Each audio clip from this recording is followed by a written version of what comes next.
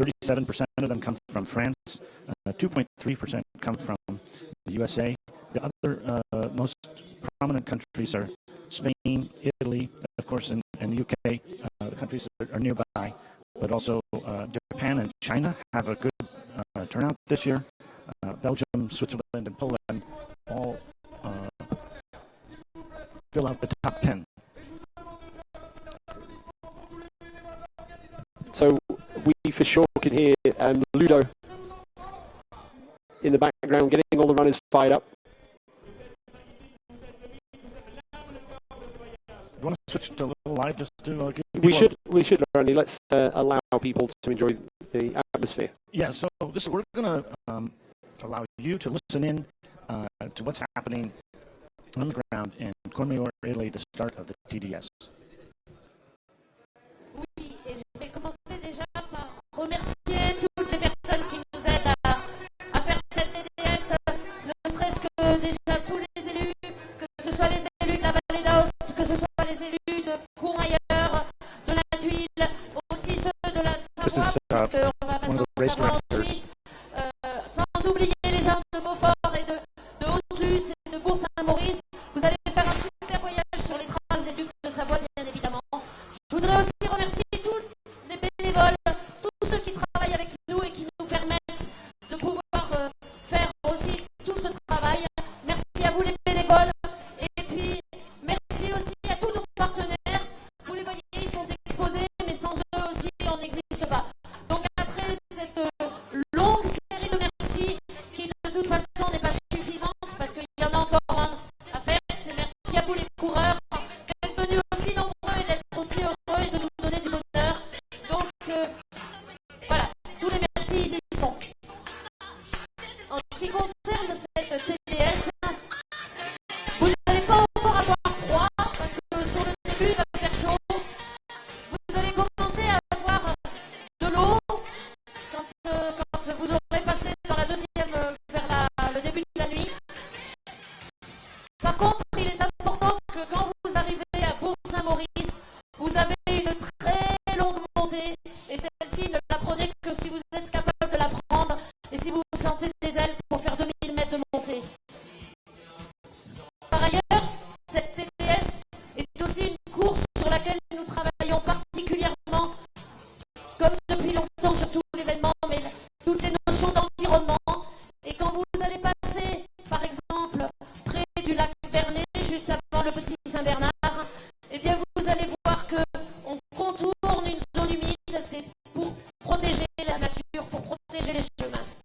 Donc, je vous invite aussi à faire très attention à ne laisser le moins de choses possible par terre, parce que théoriquement, il ne faut pas qu'on laisse de traces sur les traces de Savoie. Okay, so this just said the day is going to be gorgeous for the first part. Throughout the night, it's going to rain. But what you have to remember, you have to arrive down in Bourg-Saint-Maurice and ready for the big fiesta. So almost 2,000 meters. What is important, and we keep saying there are no other problems. Well, a little bit of water, it won't be too bad. What is important for everybody, you can bring everything you see and put it in your heart, but right behind you, leave only your footprints. Se les recuerda que va a haber un poquito de lluvia, pero va a ser al principio de la noche únicamente, o sea que ahora van a salir y el sol va a estar resplandeciente. Cuando vayan a subir hacia Bourg-Saint-Maurice, van a tener una So subida we've de 2000 metros. Catherine Poletti, the race director. Catherine has already introduced the race to the runners in French. I just recognise the voice of Ivan doing the English, and now our colleague Carla is actually just explaining to the runners in Spanish. So just one final reminder to them about respecting the trails and to leave no rubbish on the trails, only footprints.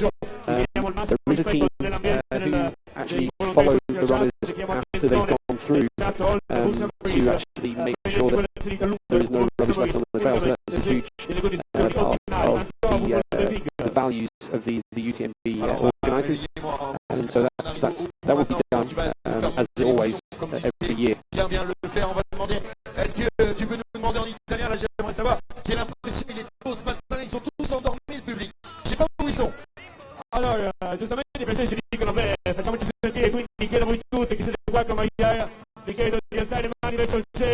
applaudire, di dire grazie con la vostra presenza a questi 1600 atleti.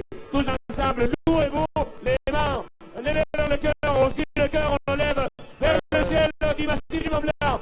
Merci les trailers, merci convoyeurs. A big round of applause to all the runners. Un aplauso grande para todos los participantes y las personas que ayudan durante todo este evento. 5 minuti al via, sprint avant le départ de la course. Vous avez longtemps rêvé ce moment, maintenant on y est. Vous y êtes, nous y sommes ensemble. Alors l'image que je partage avec vous, c'est l'image d'une cordée. Dans une cordée, il n'y a pas de chef, il y a un pas commun. Nous on voyage l'un avec l'autre. On se serre la main, on vit le même voyage, on le fait d'une manière sincère, avec du fair play, avec de la joie dans le cœur. Je pense qu'on doit être conscient d'un aspect qui est banal mais essentiel. On est heureux d'être ici, nous et vous. Alors on va partager ensemble ce voyage. Un voyage qui sera magnifique, qui sera éternel. Everybody, it's really happy. You are happy because within 5 minutes it's going to start. We are happy to see all you runners there. What is important? You run for yourself, yes, but try to share it with everybody around you. It's a journey, it's an adventure, it's a moment of your life. Dentro de 3 minutos va a comenzar la carrera. Contamos con ustedes, con la solidaridad con los demás corredores, con momentos de amistad, con momentos de ayuda. Van a ser momentos intensos para aquellos que lo hacen por la primera vez y aquellos que ya lo han hecho van a descubrir de nuevo lo que es ser realmente amigos y tener el amor por la montaña. 3 minutes avant le départ de la course, avant le départ de cette édition numéro 8 de la TTS. Bien sûr, je rappelle la Web TV qui transmet déjà. Je rappelle le live pour suivre toute la course. 1 minute until the start of the TDS. On met la musique. Very exciting. Volume fort che si deve su questo versante delle Alpi. Et puis, lorsqu'on sera venu du départ, la musique officielle de la TDS.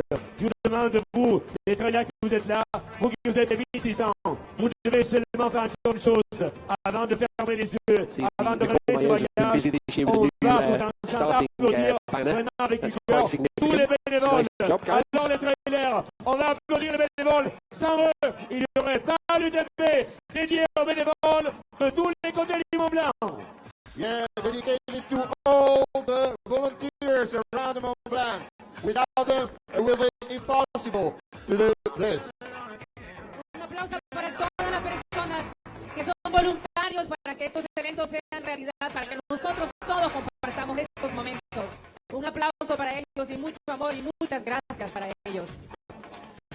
Alors les minutes qui passent, le voyage qui va partir d'ici 2 minutes environ. Huge Et puis thanks ce sera une to histoire, volunteers fait de throughout partage, 3 de countries fatigue. and 9 Vous aurez communes peut-être mal to aux jambes, make mais it bon, vous ne serez jamais seul au cours de make ce voyage. the kind of L'UTMB, transition of all the c'est runners through C'est these une course, different c'est aussi un areas voyage. much C'est smoother. la joie And de without vivre, them, de this race partager would ce not rêve. happen. Il y aura des petites grandes villes pour ailleurs, Chamonix pour vous accueillir. Il y aura des petits villages. Il y aura des moments où vous serez, entre guillemets, dans les forêts, au sommet des montagnes. Mais vous ne serez jamais seul. Vous serez toujours en compagnie de l'âme du cœur du UTMB, de la TNS aujourd'hui. Les trailers, les bénévoles, les partenaires, un monde de spectateurs. La musique. Et puis on va vous donner une minute de départ. It's time to turn your body on running modality. It's time to play. In few seconds, you're going to leave Courmayeur, and the next target is Chamonix. We wish you a great journey. We wish you something that you won't forget for the rest of your life. Alors maintenant, les trailers, vous connaissez bien, je dis rien. 1 minute au départ, musique officielle, TDS, plus de mots, vous fermez les yeux, vous rêvez ce voyage. Bonne course, bon voyage. Musique officielle, TDS, So no head Courmayeur, torches. Chamonix. So I guess everyone 2017. can, they've got their eyes in. I guess the streets of Chamonix are well lit, and the first Streets of Courmayeur. First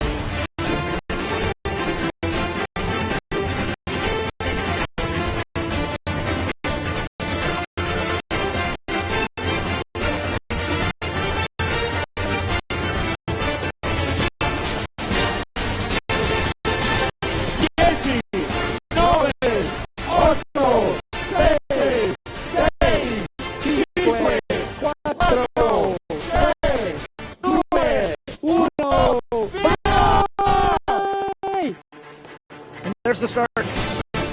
Countdown in Italian. And they're off. Chamonix.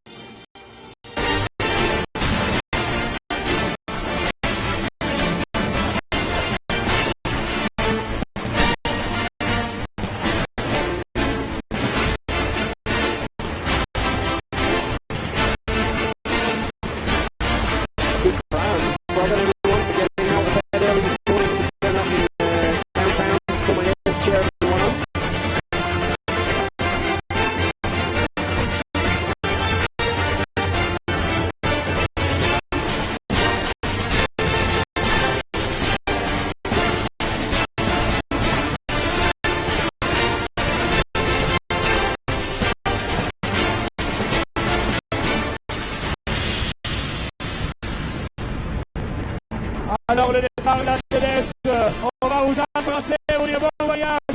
Vous êtes dans nos cœurs, vous êtes dans nos cœurs jusqu'à l'arrivée. Bon voyage. Yeah, big hug to everybody. We are with you, but now it's time for you to play, to go for it. You're going to suffer with it, but remember again, you have only one target. Reach Chamonix as soon as possible.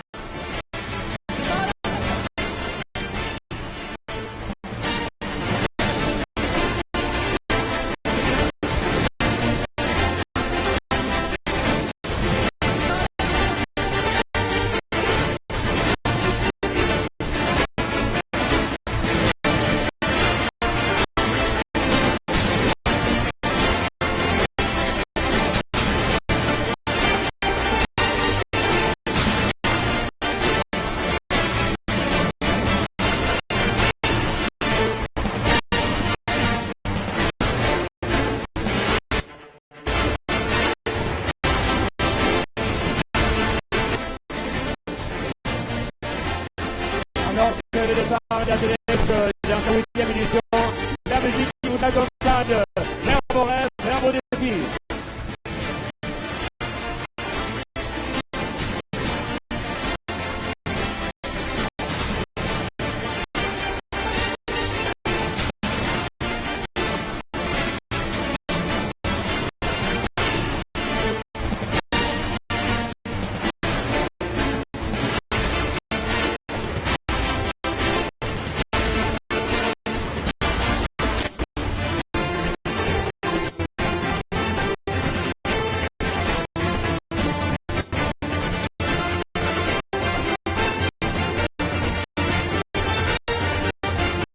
Alors le départ de la TDS, c'est toujours une immense émotion. È sempre un'emozione immensa, è sempre un orgoglio come io per la nostra ospitalità di questa gara che è finito per leggenda. Un viaggio lungo, c'è For those of you who know the area, then the runners are going to be having a climb soon. We will definitely get to see the runners in daylight. The first check which is up at Colch Crew. So right in the middle of the sea area of Alors encore une fois, so that's in 6:45. We're expecting the lead runners to go to that point. We'll also be back in downtown Courmayeur for the start of the CCC on Friday morning. So Courmayeur will, and also Courmayeur will be hosting it's a 17 in the UTMB. So Courmayeur is going to see a lot of trail runners in the next 3 to 4 days. And you'll be hearing from us all about Courmayeur and the surrounding areas as we watch it on with you on the live TV here. UTMB Live. This is what you're seeing right now, the Ultra Trail de Mont-Blanc. I hope you enjoy that start of the UTMB, the TDS race. And it's awesome. What I really enjoyed about that more than anything is the music.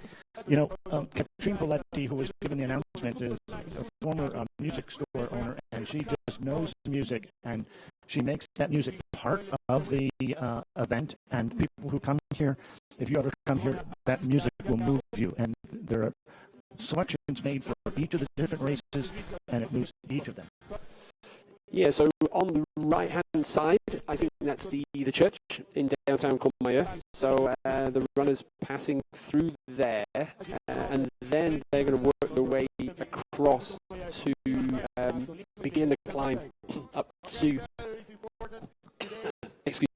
up to the kind of a culture cruise. So basically, sorry, Randy, basically they're doing the reverse of what the runners are going to be doing in the CCC and the UTMB.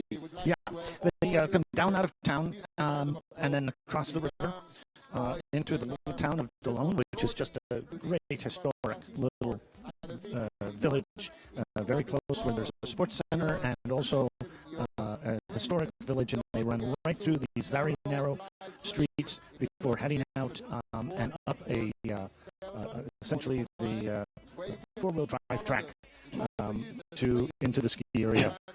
Yeah, and I'm guessing our camera guys are over at Delone right now as well, because that's why they're kind of looking across from the other side of the river.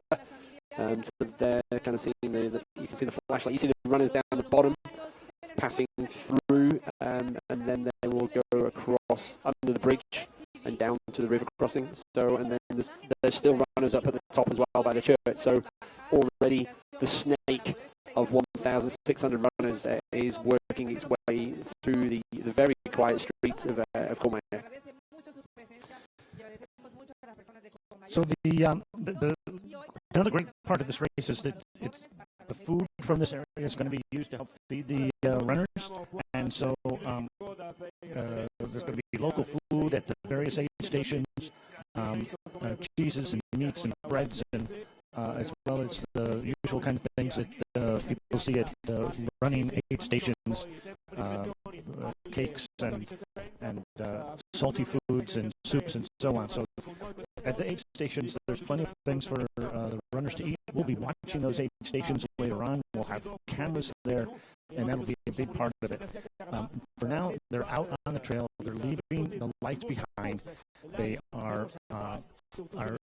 pulling out their sticks to climb up to the mid-station area of the ski hill, where there's a nice hut or refugio, as they're called in Italy, a refugio maison vide. With the owner Giacomo, who is just a true fan of the UTMB. He has been since 2003. He's welcomed the runners at his refugio and welcomes many of the runners who do reconnaissance of the race in advance too.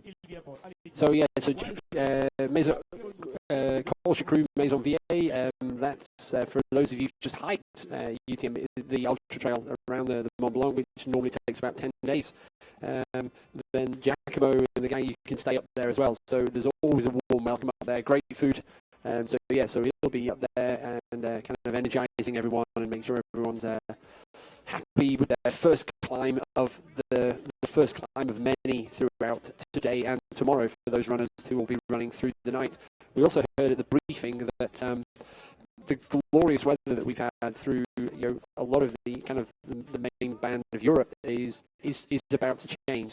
So the runners with their mandatory kits, the runners that are going through tonight will be subject to a change in the weather. So there's rain forecasts coming in through tomorrow, and there's a lot of discussion here about the weather, and I think there is rain forecast currently Thursday through to Saturday. There's a team here tracking the weather, because the weather has in the past had some dramatic effects on this race. So as of now, I think there's rain forecast, so everyone is equipped with their mandatory equipment to survive that. So there's no such thing as bad weather. Yeah. So it's just bad equipment. So I think for now it's going to be wet. I think Thursday, Friday, Saturday, but the runners can cope with that. So that will work well for some runners, and maybe others won't like that. But that will kill the problem of dehydration, I feel. Yeah, I think you just hit the nail on the head, so to speak, in terms of what runners are prepared for the change of weather and the new conditions. Who's trained in it? Who has the right equipment for it? Who packed right? because every one of the runners with their mandatory kit should have what they need in order to make it through cold rain, temperature down to freezing, as well as hot weather. Both they're required to carry water for hot weather. They're required to carry waterproof gloves. They're required to have pants over jackets that are waterproof, pants that are waterproof, hats, and gloves, and so enough layers that they can keep walking essentially and still keep moving and stay warm and safe. Because safety is a big part of the concern of the race organization, and they want to make sure the runners have a good time. All the runners push their limits and do so in a way that is safe, and that they are most limited by their mind, I'd say, more than by the equipment or the trail. So that's a kind of challenge that's out here in doing this ultra running, the kind of thing that and I know some of you, if you're not an ultra runner, you may be wondering how these folks do it. They put their mind to it. And here they are, I believe they're just exiting the town of DeLone with the torches here, as we see the lights of a few runners lighting up the trail up the mountain. Yes, that's exactly what we're looking at. These torch lights, they're on a rugged gravel path used by the four-wheel drive vehicles to get up to the mid-mountain portion of the ski area, and it's a great area to sort out 1,600 runners before they get to the trail portion, so that runners who have the ability to go fast are in front, and those who are going to take their time during the race but be equally challenged are going to be further back. Oh, and look at that first light here on the Courmayeur side. So it's the head torches will be, once you get up to Colch Crew, the head torches will probably be packed away. The trail is a lot of switchbacks all the way up this first climb now, basically going up underneath one of the gondolas in the ski area. So everyone's kind of marking their place so that they're not slowed down on the first climb. So we're already getting a bit of natural selection going on here at the front of the race. And so that's kilometre number one under their belt. So just 118 to go, guys and girls. And just to give you some kind of perspective on the elevation, I'm going to use meters and not feet, because go, Randy. all of our materials put it in meters, and for me to transfer that to feet is just going to be too much for me today or the next 3 days. But they've started off at about 1,000 meters, a little bit above 1,000 meters, and they will go up to about 1,800 meters at Col Choucroute, and then they will continue on up to Col Chavannes at about 2,500 meters. One of the highest points of the high points of the UTMB as one of their first elevation gains. So they're gaining roughly 1,500 meters, which translates into roughly 4,500 vertical feet here in the first go. So we can, there's already some people out on the course as well, so have made their way up here, so that's nice. Maybe they're also planning a nice hike for the day anyway, so they're going to head out. So good to hear there's some people out cheering the runners even this early in the morning, and that's one of the unique features of this whole week of trail running, is that there are people that actually are out everywhere on the course, and especially for the runners that are coming from overseas outside of Europe, this is not necessarily something they're used to seeing, so they just are amazed and love the fact that people are out there with the cowbells and kind of cheering on the runners in the middle of the night, in the middle of nowhere. And I think that's one of the, the kind of the spirits of trail running that everyone is happy to promote. So here you go. This is the first little steep pitch and some are just into a good crouched kind of power hike, and then you can see one of the other athletes there still feeling that running is the best thing for them. Yeah, it's always that question. When do you run? When do you power hike? And there's some science behind that, and there's some just common sense for efficiency. And for efficiency's sake, the runner who wants to make it all the way to Chamonix is going to be a little bit more conservative. And those runners who are super well trained can jog up these steep pitches. But perhaps later in the race, even the most well trained elites are going to be walking these steeper pitches uphill. The other thing that's noticeable, particularly for those in the United States, if you're listening, and I hope you are, is the use of the sticks, the poles, as we might call them. They're super popular here in Europe because of the kind of massive climbs that we have, and they are, I'd say about 90% of the runners will be, you'll see runners using the poles. Yeah, and as part of the mandatory kit list, if you start with poles, then you have to finish with poles. So you can't just take them for some sections and then give them over to a member of somebody that's maybe supporting you or anything else. So you start with them, you finish with them. Or if you don't start with them, you don't finish with them. It's nice and simple.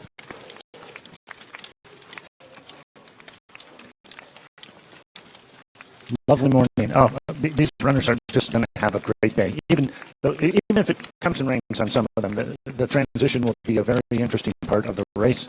And I just hope it's not too hot for them in the middle of the day. That's a very brutal climb ahead, and we'll be there to watch it, and we'll be able to see how the runners are dealing with that. But right now, it's just ideal terrain, ideal country. All of these runners are having fun. They're just excited to be out here, to be experiencing the UTMB, whether it's the TDS, the CCC, the OCC, or the full round UTMB, which starts Friday at 6 p.m. local time. Yeah, bear in mind that there is a lottery that goes on for every single race that happens here, and every year the races are sold out. So these are the lucky ones. They might not feel so going through the middle of tonight, but right now they are the lucky ones. They got their race bibs confirmed at the beginning of January. So since the beginning of January, they've been training for this event, and so now finally they're unleashed into the mountains. So we happy trail runners. And I believe if you are interested in attending this race, you have the best chance to race if you enter the TDS. So I put it out there that the TDS is indeed, in my view, just as good as any other event here, but for some reason it's just not as popular, and for that reason it's your best chance to enter if you enter the TDS. So if you're thinking about running the UTMB someday and want to get out here and experience this event, try the TDS. You won't be disappointed.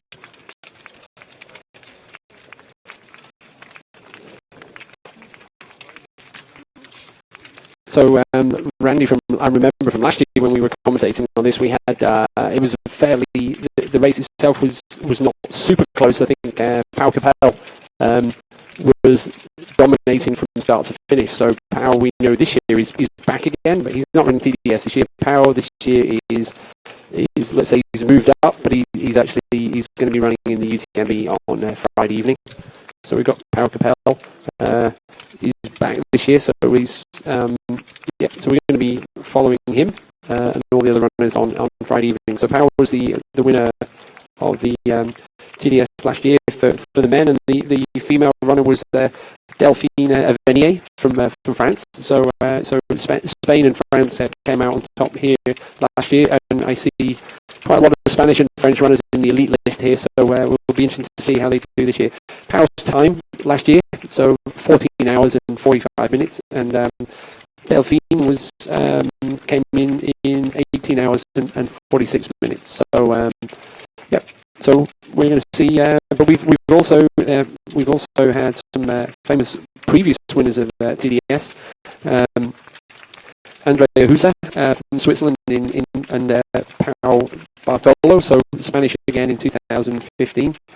Xavier Tevenard, who's now won all of the races here. He's won the TDS, the CCC, the OCC, and the UTMB.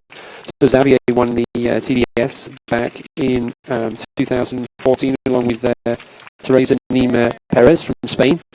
So Xavier is back again this year, as is everybody when it comes to the male elite runners for the UTMB and also with the females. So a lot of past winners two past winners of TDS are going on Friday evening in the UTMB. We don't have the final start list as to who showed up today, but in early materials we had information that some of the elite runners would include Michel Lann, Jason Schlarb, Fulvi Bepit, and Pablo Manuel Villa Gonzalez. Jason is from Switzerland. Michel is from France. Fulvi is from Italy, and Pablo is from Spain. So we'll be focusing on the front runners from time to time when we can identify their bibs and see who they are, and we'll get some information about the checkpoints. As I mentioned earlier about the bibs providing information. Well, they'll be sent back here at the race headquarters, and we'll know who the order in which people are coming through. So we have some quite a mix of women runners as well that were identified as elite runners from the start based upon this new index that has been started called the ITRA Index. And the ITRA Index looks at how runners have performed in the past based upon the difficulty of the race and the number of competitors in the race, and develops this formula and creates a number for that, then combines the various races together, and they've used that to help identify who we might see as front runners in the women's race. Rory Bazio from the U.S. Is identified as somebody. Maud Gobert from France, Dong Li from China, Catherine Goetz from Switzerland, and Italian Sonia Locatelli and Lisa Borzani. Now, Locatelli, isn't that the name of a refugio in the Cortina area, as I recall? I was visiting there recently, and I think there's a refugio Locatelli. So, good question, Randy. You and that? I know I don't, but no, I don't know that. So I am going to be on the spot there and say I don't know that one. So no. But for those of you out and about today, maybe you're not going to be watching the TV screen, or and you just want to have a quick look at where the runners are. Then UTMB live. So as each of the runners goes through the checkpoints, you'll be able to track how people are getting on. So we'll be using the same information. This allows us to keep an eye on the runners, and the great thing about this as well is that it is able to predict the times of when the runners are coming into each of the next checkpoint. So if by any chance you're doing the support crew out there on the course, so runners can have support at specific aid stations. So that's the kind of information that's available for them, so they can make sure that they're in the right place at the right time. Because as a member of the support crew, you've just got one job, and that's to be there for when your runner arrives. And that's a very difficult thing to be doing. I can tell you that you support people are just wonderful. If you've ever supported somebody or listening in, you know how valuable you are to the runner. And those runners appreciate your being out there, and that you have to be there in advance, wait for them, because they want to get through that aid station as quickly as possible, and they need that support for just those few minutes when they're there, and then to move on. Wow, this is an endless snake of trail runners. It's everyone's looking, why aren't they running? I think the amount of runners there will probably stop people from running. most people will probably keep their running poles away as well for now because they're quite dangerous in such a tightly packed group. But once they get onto Culture Crew, it starts rolling a little bit. They can maybe get into a bit of running, and then they're going to have their first descent. So I think, but they're going to have runners around them. These guys certainly in the middle of the pack. They're going to have runners around them. Their friends, new friends. They're going to have them around them for the whole of the day and through into the night. But that's one of the good things about trail running. But you see now it's about to thin out at the back there. So we're maybe getting to the stragglers. But yeah, there's a lot of runners out there. Now, as you look at their faces, we'll see them better in the daylight. You may ask, what's the average age? The average age in the TDS is 42 years old. So the runners older and younger, and the average age overall, the races is in the low 40s. That seems to be the age people can spend enough time to train for these events, as well as be fit enough to complete it. Yeah. So bear in mind, these last runners here, they will not be arriving into Chamonix until 3 o'clock tomorrow afternoon. So they're just taking it easy. They've got a long journey ahead of them, but they've all got their own individual goals. And this is, it's not all about winning. This is about achieving you've set yourself a goal, and this is something that you will feel a great satisfaction if you can complete this goal. So these guys at the back here, these will be coming. Hopefully, they will all come into Chamonix tomorrow afternoon, and they'll get a very warm welcome from the crowds. Yeah, one of the most important things in trail running is to have a plan, and to execute on your plan in the way that gets you to the finish line. And know your limits. And know your limits. And so these people here have a plan. There's no question about it. It's different than the plan of the people in front. Okay, that's obvious. But they have a plan that gets them to the finish line, and hopefully they're going to be able to execute on that, and that their plan will succeed for them. He's happy. Okay, all these people are happy right now.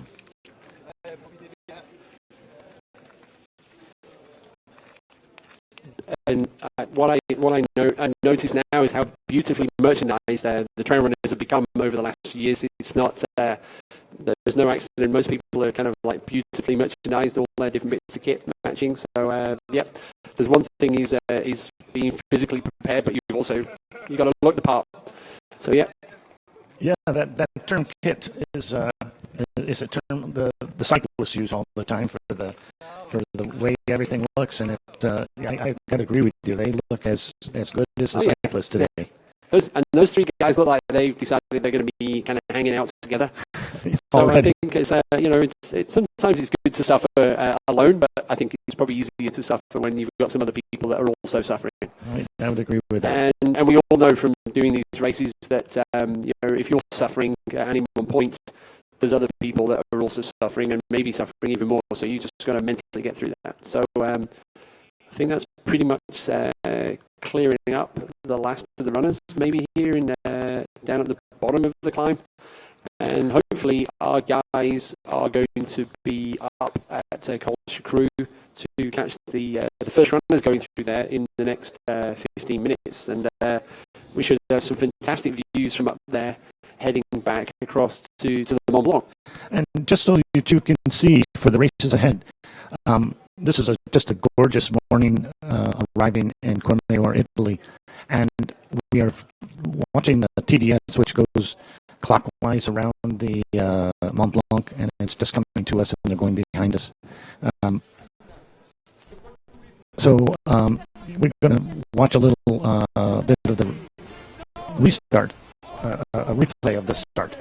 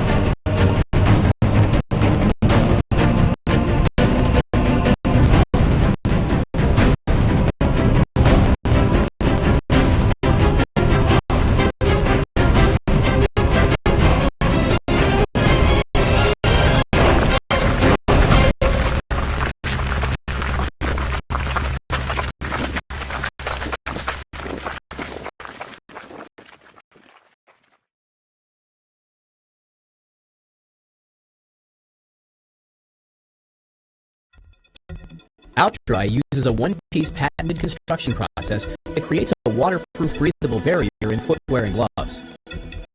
This impenetrable layer is heat bonded directly to the inside of the outer fabric, leaving no seams, no gaps, and no way for water to get in. Compare that to traditional waterproof technology. Water gets in and stays in, collecting in the space between the unbonded inner and outer layers, weighing you down. OutDry improves fit and flexibility, keeping you drier, lighter, and more comfortable.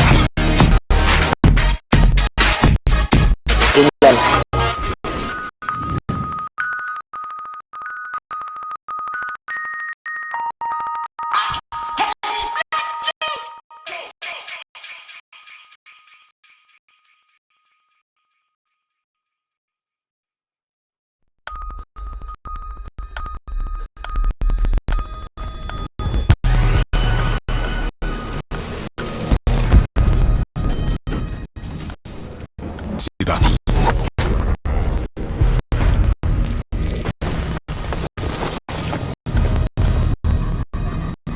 Chaque jour est un nouveau défi que certains relèvent en repoussant leurs limites. Nouvelle Phoenix 5 par Garmin.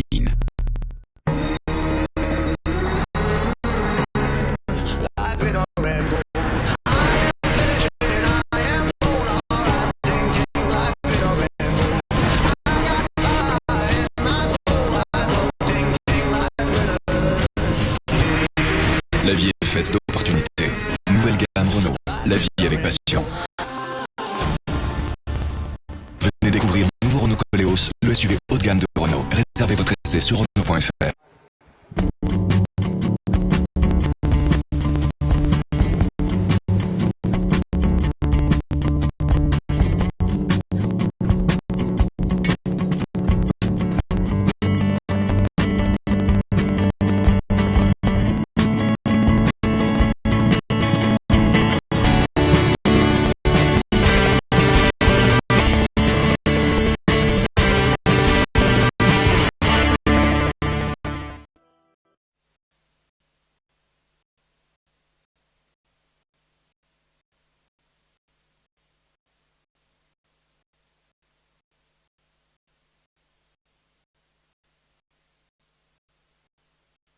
Siamo lì, 2017.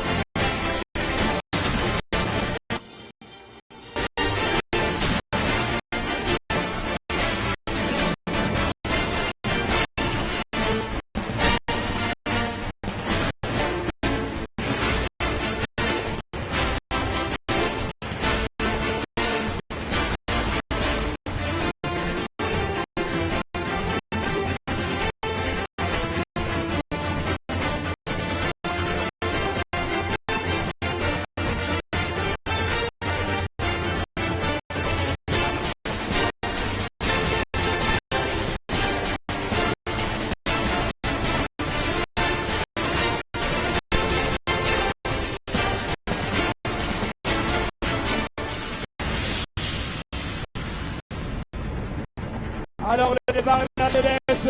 On va vous embrasser, vous dire bon voyage. Vous êtes dans nos cœurs, vous serez dans nos cœurs jusqu'à l'arrivée. Bon voyage. Yeah, big hug to everybody. We are with you, but now it's time for you to play, to go for it. You're going to talk for me, but remember again, you have only one target. Reach Chamonix as soon as possible.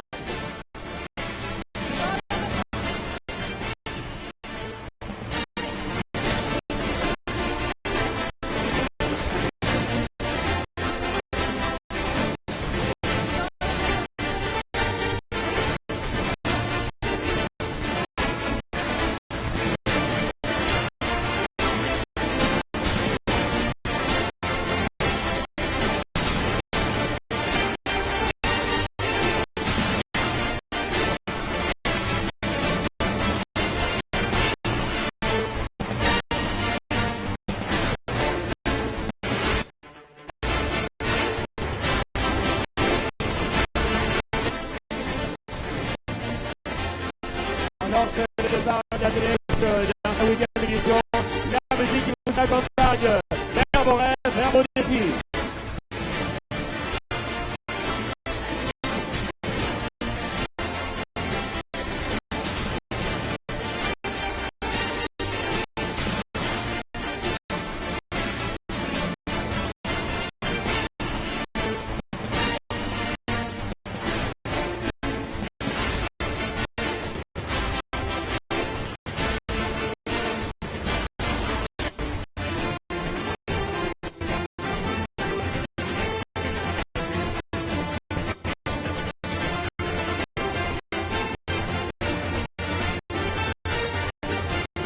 Alors le départ d'ATS è toujours une immense émotion, è sempre un'emozione immensa, è sempre un orgoglio per come per la nostra ospitare il via di questa gara che è mito, che è leggenda.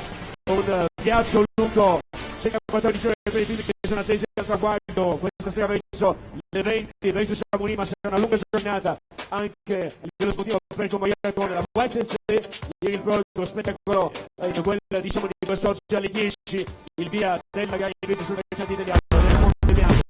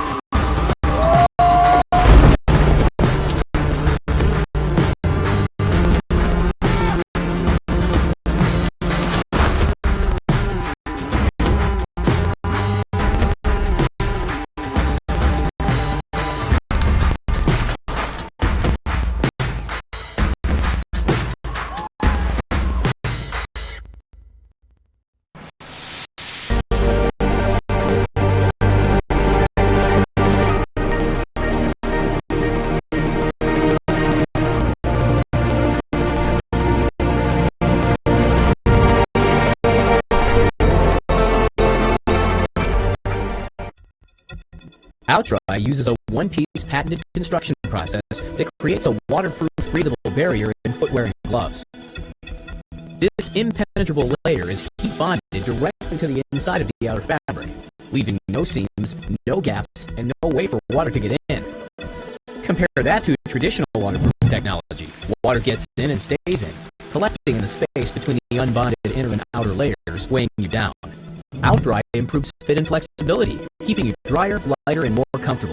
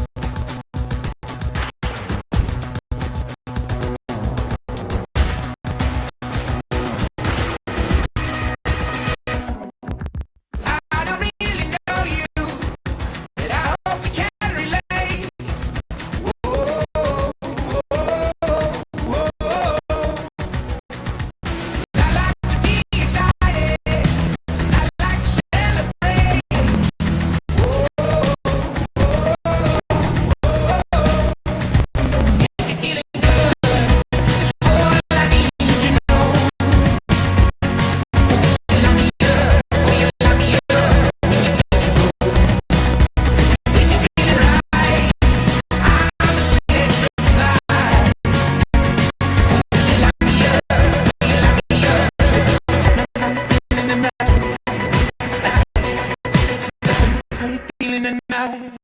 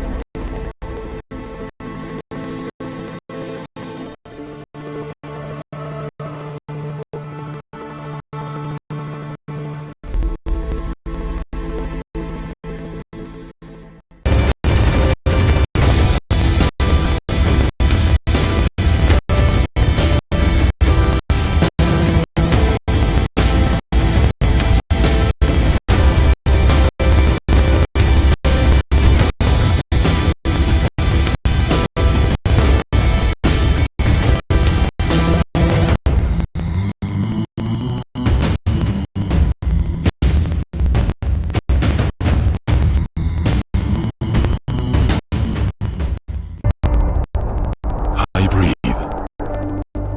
I live. I dream. I ascend. Can you feel me? No? So ride, hike, dance, jump, play, taste, be free, find your pace, reach your peak. Can you feel me now? I am the Alps. I am the Mont Blanc. I am Italy. I am Courmayeur. Italy at its peak.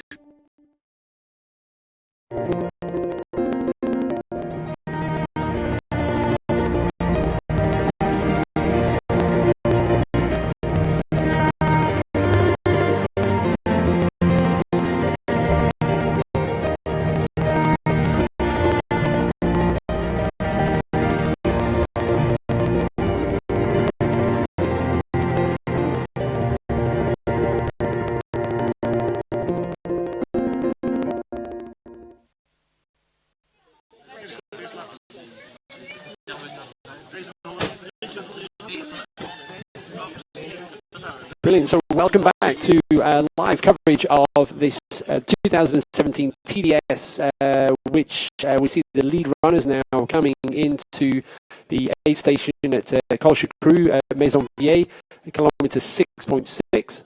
So these guys have kind of done that first steep climb up from Courmayeur. We'll try to get a name and goes with the number there. So 6031. 6031, and I think that was the first runner there. So here we are into the first aid station of the day. Daylight. 6031 is Frederic Desplanches from France. Not spending any time there, moving right through just with a sip of water. So that's elapsed time of 51 minutes on the clock. That looked like Nico just going through there. It sure did. That looked like Nico Mahmoud, founder of Hoka 11. So Nico up at the front there. So the guys are just going to grab a quick drink. There's one of the runners. Missed that number. But here we go, they're just kind of piling through now.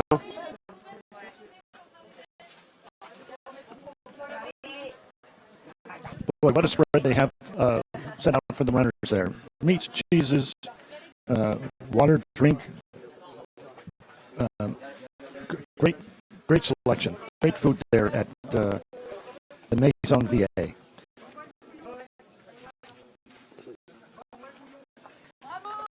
So we just saw 6022 going through there. So that was wow. So that's Asperos Ion. So he's kind of just gone run through there from Spain. So from the Hocker 1-1 team. So he's just gone through that.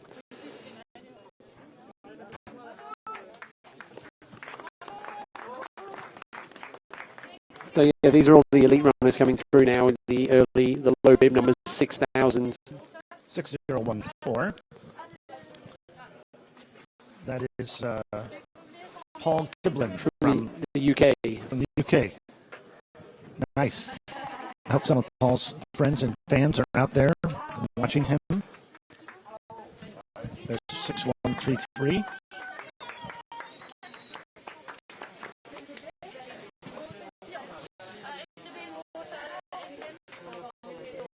So actually, I just looking at the UTMB live, so we actually missed the first runners through there. I know the guys are in a few challenges with the camera. So at 49 minutes going through there, we had the lead runner was Pascal Guiguet from France, and just behind him was Patrick Verm from Sweden.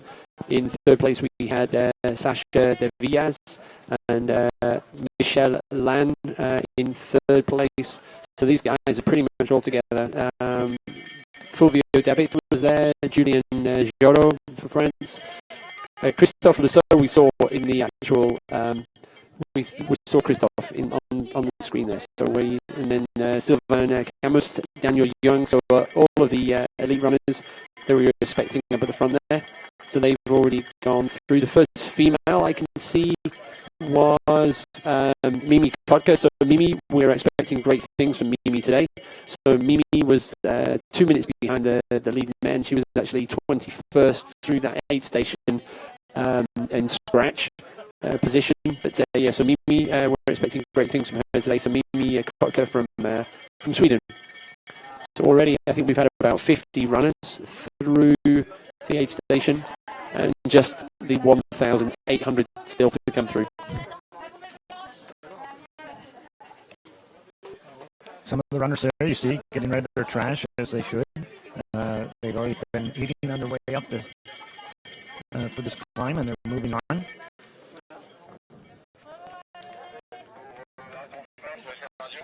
One of the good things this year with the fact that we've got a lot more cameras out on the course, so invariably we normally follow the lead runners, both the male and female runners. This year we will actually be able to focus also on a lot more of the runners in the mid-packs, so that should give you guys at home more of an opportunity to see people you know running the race if they're not necessarily elite runners.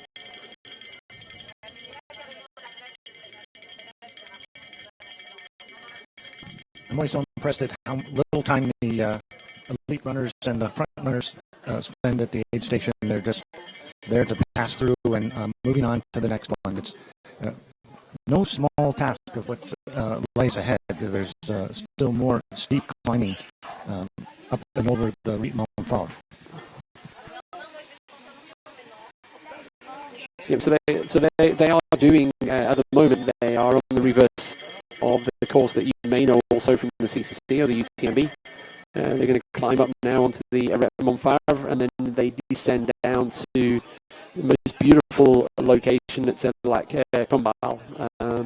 So it's a stunning section of the course even early on this morning.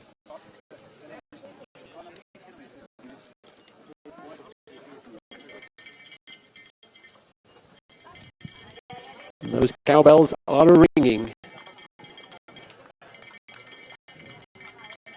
I think of all of these people that we've seen so far as elite runners. They're all very strong. They're with the single file. Here's another woman coming through. I think that might be the second or third woman that's come through. I think that could be the case. And she didn't even stop at the aid station at all. She just went straight to to the single track trail leading up. Again, part of the runner's race plan is to either stop or not stop. They think about these things as they approach the aid station. All the little tasks that they need to do, get rid of the trash and rubbish and refuel, pick up water. Okay, here, volunteers are helping fill the water bottles. And it looks like he has some powdered drink in there to electrolytes or something to make him go. So he's happy. Doing very strong. All of these runners doing very well. We're at the first checkpoint in the TDS. The TDS is the first live coverage race of the Festival of Races that's known as the UTMB. And we welcome you to watching this and continue to follow this for the next 5 days as we provide live coverage of this Festival of Races known as the Ultra Trail de Mont-Blanc. Trail running at its best in the Mont-Blanc region of France, Italy, and Switzerland. The runners are now in Italy. They just left Courmayeur, Italy. They've climbed up into the ski area outside Courmayeur and Boulogne, Italy, and they are headed to France. And to get to France, they must climb over a very high pass, the Col Chavanaise. And on their way there, they have one more aid stop after this at La Campbell. But right now, we're just going to enjoy the company of the runners as they. You can see the lift, the chair lift, just in the distance, and then down here to this Refugio, as they're called in Italy. Yeah, so there's between here and the top of the climbs, 4.6 K, and then we'll get another kind of check on how the lead runners are, who's running together, who's going for an early charge. So that's the top of the climb at Red Montfauve. And then all the way down to La Campbell. So they will have cumulative distance when they descend down to La Campbell is 15k. So just scratching off the early numbers before they get into the big numbers. And 119 kilometers and 7,200 meters of positive ascent today.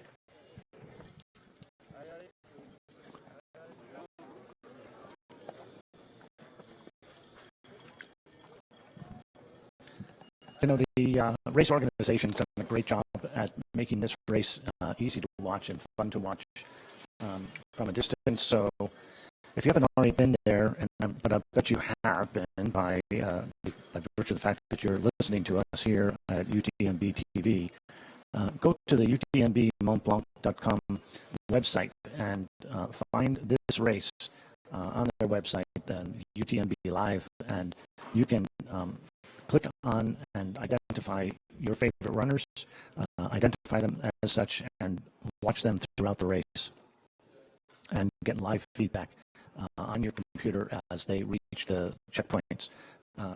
The runners will go through checkpoints where they have their number scanned on their bib number scanned, and it'll be uploaded immediately. This shows the distance and the progress of the race so far along. If you follow these little banners that were just posted up, shows the distance that the runners have traveled in blue and the identification of the filming spot here at Colchoucoute or Maisonville, the top of this chairlift outside of Courmayeur, Italy. The runners have gone, at this point in time, 6.6 kilometers of 119.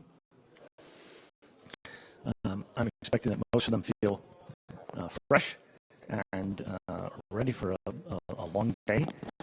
And by looking at how they're dressed, this frozen screen that we have right in front of us right now shows that the runners are dressed for a warm day. The weather should be warm. The weather should be delightful and enjoyable throughout the day. tonight is when we're expecting perhaps some weather change, and we hope that the runners are prepared for that as well. So I think with the weather forecast for rain this evening, that should be an added incentive for the guys at the front to get a move on. 8:20 this evening is our first runner expected into Chamonix.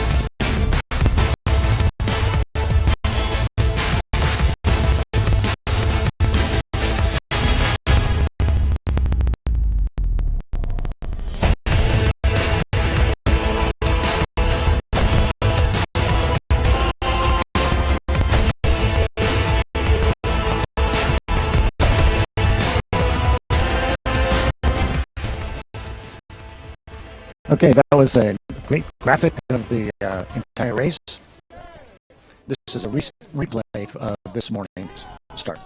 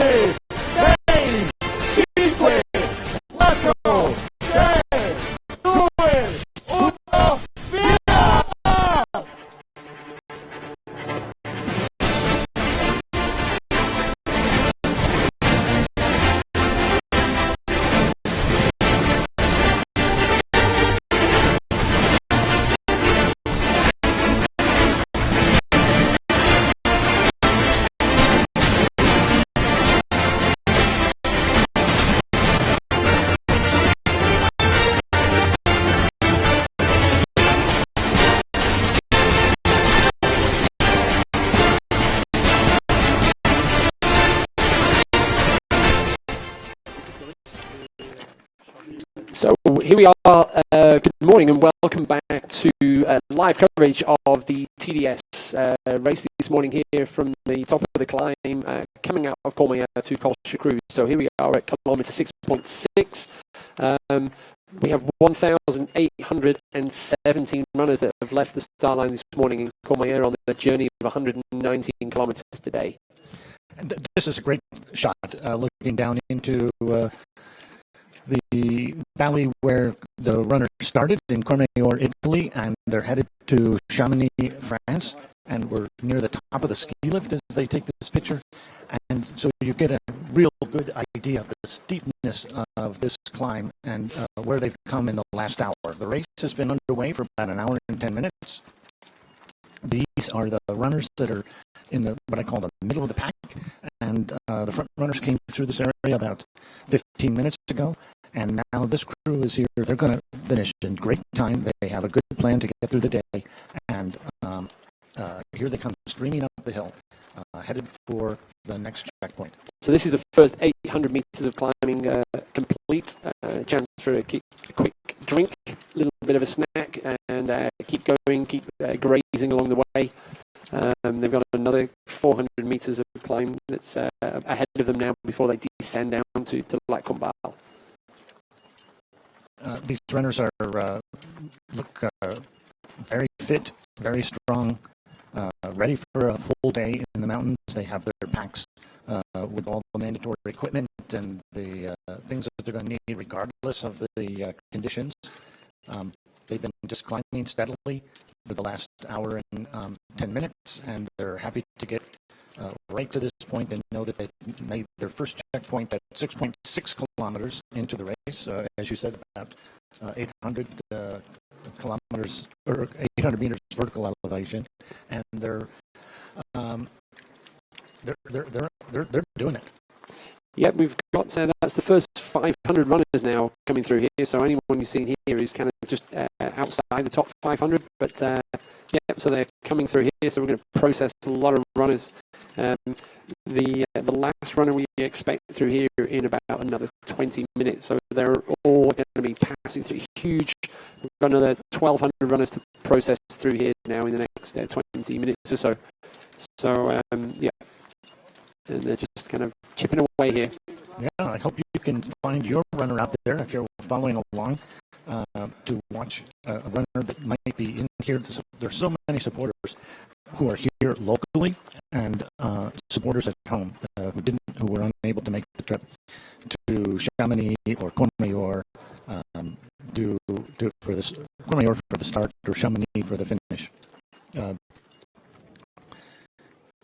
You know, I was reading up before the race, and there's an average of over 2 supporters for every runner in the race. They make that a big part of the event here at UTMB. It's fun, and runners need these supporters to help get them around the race mentally, and sometimes the runners take aid from the supporters in very specific locations. They might bring special food or clothing to provide for them, but this is otherwise a very self-sufficient race.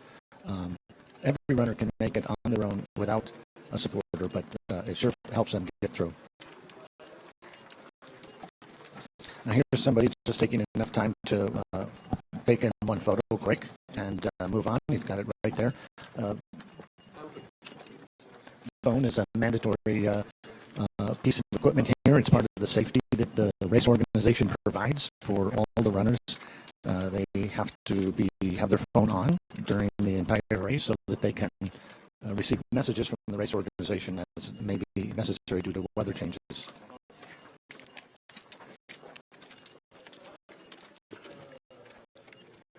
So this year, as we've already said, we're able to have an opportunity to show a lot more of the main pack of runners. Nice dab going on there from that trail runner there. So, but yeah, so there's a lot more opportunity to show more of the pack as well as the lead runners. So we've got more cameras this year. So it's all about innovation with UTMB. So as we celebrate all of these runners here doing their own personal challenge, and there is one unified goal, and that is to reach Chamonix in the next day or so.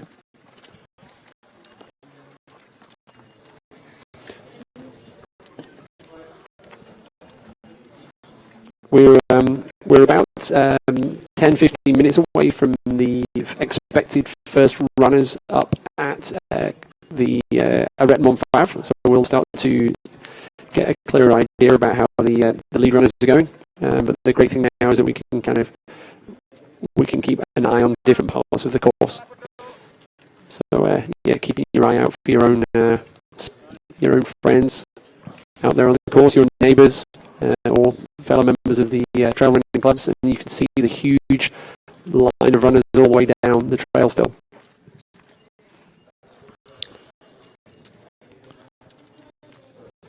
Yeah, I was just trying to pick up on who those runners are.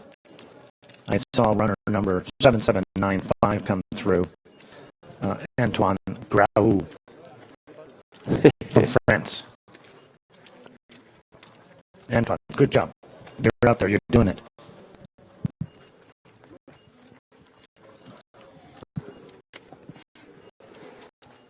So in total across the total of the 5 races, we have over 8,000 runners here signed up this year, and I think Randy was telling me that we've got 92 nations this year represented on the start line. So it truly is an international gathering. They kind of call it the World Summit of Trail Running, and that's pretty much what it is.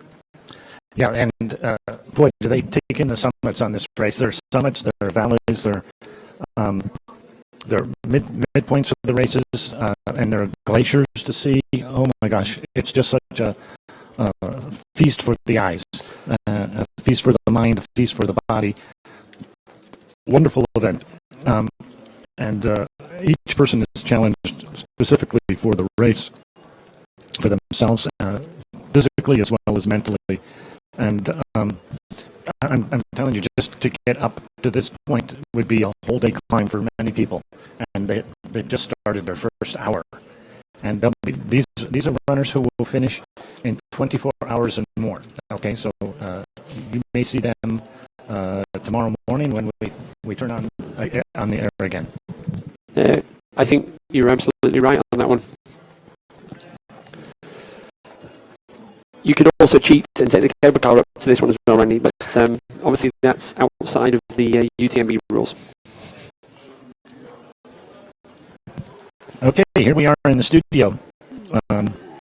You show split screen. We'll get that camera fixed. Oh wow, Randy, it's all you at the moment. Yes, only me today. It's only you, but that's fine. I got that screen. I've got the perfect face for radio. Keith is right here. Okay, right. So it's Keith Byrne and I, Randall Gaylord from the United States, and Keith Byrne from the UK.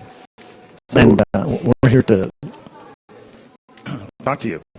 Entertain you, give you some information, and we'll also be doing some various interviews with athletes throughout the rest of this week. We'll be giving you some behind-the-scenes information on what's going on, and any breaking news, if there is such, and there normally is, whether it's about the weather, or whether it's about an athlete having some issues or whatever. We'll be there, and we've got it covered.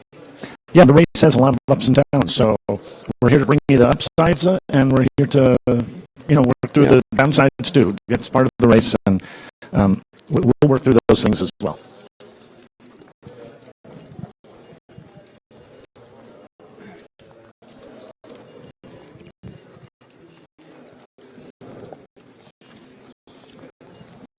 I'm going to just allow the audience to listen to the click of the polls here, and the runners come up for a minute, and we'll check back in a minute or two. Okay, so stay tuned to this channel.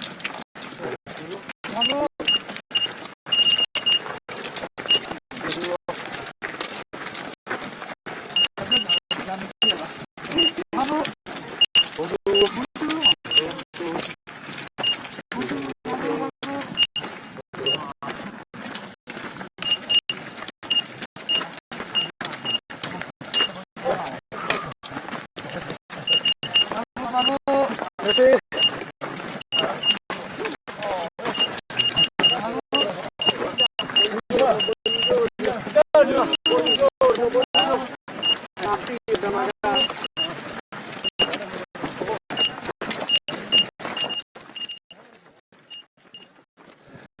you've been listening in live, you've heard this, what might sound like an annoying sound in the background. It's not us.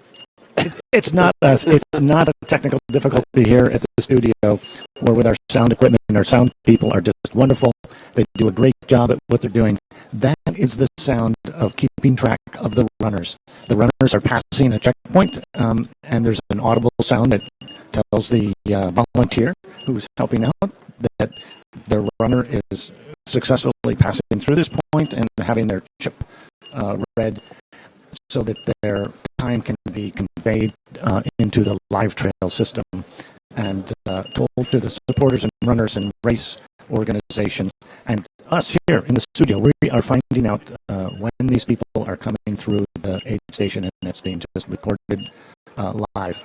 So that's a familiar sound, that's a good sound. Everybody wants to have that sound made. And there you see the ribbon of people who are the racers of the TDS making their way to the first aid station and then beyond onto a single track trail, and therefore it's a little getting a little bit backed up.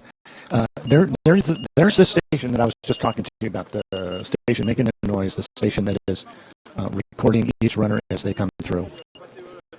So we've got about 100 runners now to come through here, and then that's the this aid station closing. But it's the this aid station will be alive again for the CCC race on Friday morning, and then again for the UTMB on Friday evening. So this is just the first of 3 stops throughout the UTMB week. We just saw a runner from China who was shown on the screen. His name is Han Yu Deng from China. So it just shows you the depth of and variety of the countries who are here. We'll try to identify as many of the 92 countries who are represented throughout the next few days. It's quite a showing and quite an international event in that regard. Well, most of the runners are from, the biggest showing is from France, of course, but there are many countries, including and many English-speaking countries, of course. So that's why we're broadcasting this to you in the English language. And it's a very social event. So the guys at the back of the race, they're obviously taking a few photos, and then they've got the opportunity to post them. It's also great, kind of still getting messages of support from your friends at home via kind of social media. So this is a huge experience. It's a journey, and I think that's what everybody is signed up for. And yeah, they're going to feel and see and smell so many great things today. So this is they're signing up for a huge experience. Yes, and you recall that the photos of this aid station, when the front runners came through, there was nobody there, and here they're packed 3 or 4 deep in order to get some water, get some food. It's a different kind of race at the back of the pack, but it's nonetheless just a fantastic event and made available to all of these people due to the race organization and the way that the race is put on. Both of the front runners and the back runners are going the exact same route.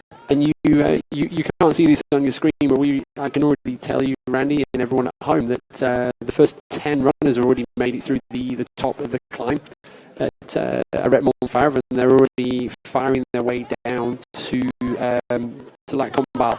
So Pascal Guiget is still in the lead. Second place, Patrick Verme. Third, Sacha Devillard.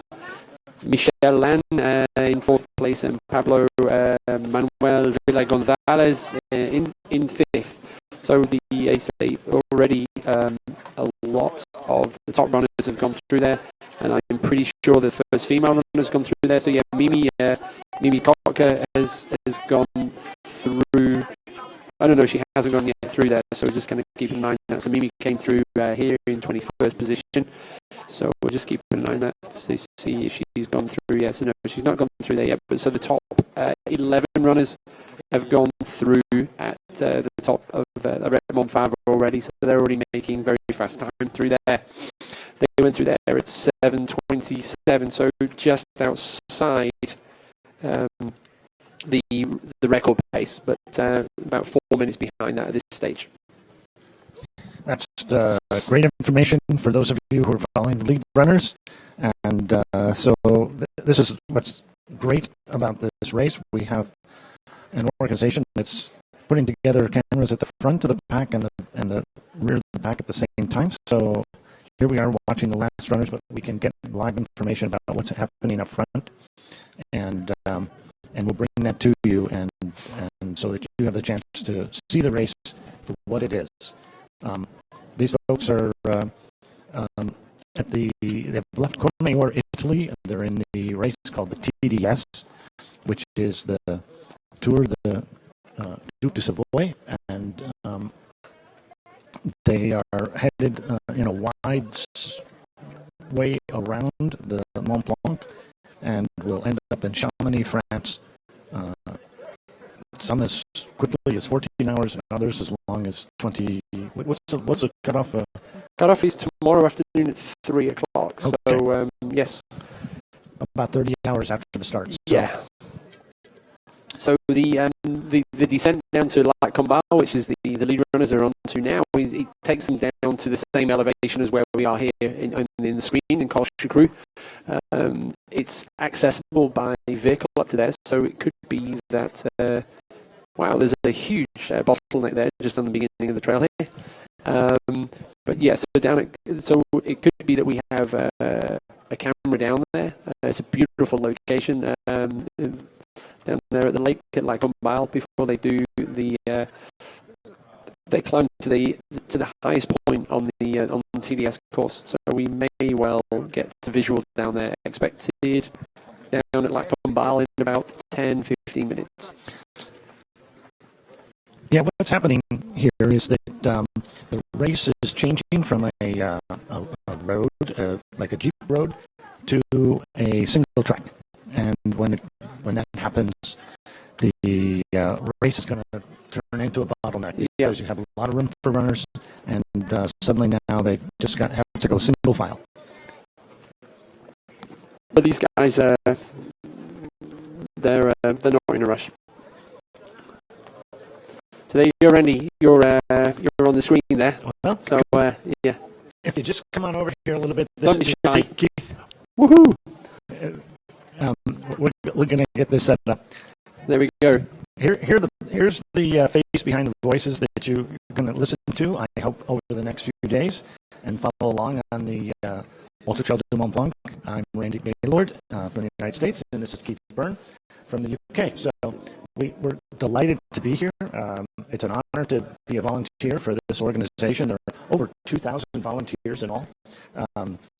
There are 8,000 runners, 2,000 volunteers. It takes a lot to put this on and to accomplish what is happening here on the course, and also to explain it to people and to bring it into your home. So, and if you've got any questions at home, you want to know anything more about UTMB, any questions about why people are doing this, what this, that, and the other, if you've got any questions at all, you can send us a message through Twitter. So hashtag is UTMB Live, and we'll do our best to answer those questions. Why are people doing this? What about this? What are the rules and regulations, etc. Why? So if you've got any questions, then we've got the people here that can give the answers. So let us know what you want to do from home. Yeah, I'm interested to know who the listeners are. Are our listeners other runners, or are they spectators or supporters of the runners? Are you friends and family? Let us know. Send us a message via Twitter, and just tell us who it is, who our audience is. We want to hear from you. Any thoughts and questions that you have. Where are you from? Would be interesting as well. if you're listening in English language, we know that now in the United States it's getting to be very late in the night, midnight or after, and so perhaps there are people in other parts of the country that are watching. Other parts of the world, I should say. This is a worldwide event. No, absolutely. And we've heard from the past that the English language channel, the one we're broadcasting on, is picked up by people who know English better than either French or Spanish, the other languages. We have colleagues just across the room who are broadcasting their story of the race. One story is being broadcast in French, and another story broadcast in Spanish.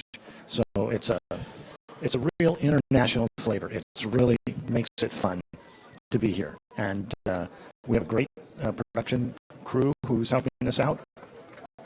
So there are many different aspects to this race that we're going to see and share with you over the next few days. We're seeing the last of the runners at the first aid station at 6.6 kilometers after the start, just outside Courmayeur, Italy. And these runners are going to leave this aid station and then make their way up to the what's called the Elite Mont-Blanc, which has, on a clear day, one of the more spectacular views of the Mont Blanc.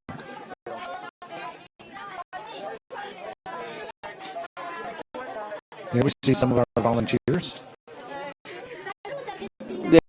Salut. Salute. So normally, as a rule, all of the runners have to carry plastic cups, carry their own cup rather to pick up drinks in the aid station. Now, this particular aid station this morning, you can see that they're actually dispensing with drinks using the plastic cups. Now, the reason behind this, I think, at the early aid station is that just the volume of people that are coming into that aid station, there's just no way that if people were just serving their own drinks, it would just be chaos and it would just be absolutely packed. So this is one of the rare aid stations where you're seeing drinks being dispensed using the plastic cups. So the runners themselves are carrying their own cup, so that at most of the other aid stations on the course, they will pour their own drink, whether it's Coca-Cola, water, electrolyte drink. They're just using their own cup. So this is a sustainability positioning from the race organisers to avoid the use of plastic cups, which makes complete sense. Yes, if you've run a marathon, you've run through the plastic cups at the water stations. If you've been on trail running in the United States, I'd say most of all of them use paper plastic cups along the way. It was a very big challenge to do, and now the runners have accepted it. All the stores here in Chamonix carry these cups, and it's they found ways to make them collapsible and very comfortable to carry. I'm going to have a guess that lady there in the blue and white is from Argentina, with the Argentina flag and the Argentina football jersey. So she's definitely flying the flag for Argentina this morning. Yeah, you can join us in guessing where these runners are from. They usually give little badges or signals about that on their poles, on their packs. Okay, there's a good signal that's given, a sign that's given to everybody as they come in. Yeah. So there are two more runners that come in. So there's our friend in the orange that we saw further down the hill. So there he is now into the aid station. So that's pretty much the last of the runners into Colchicru now. That should be the final ones.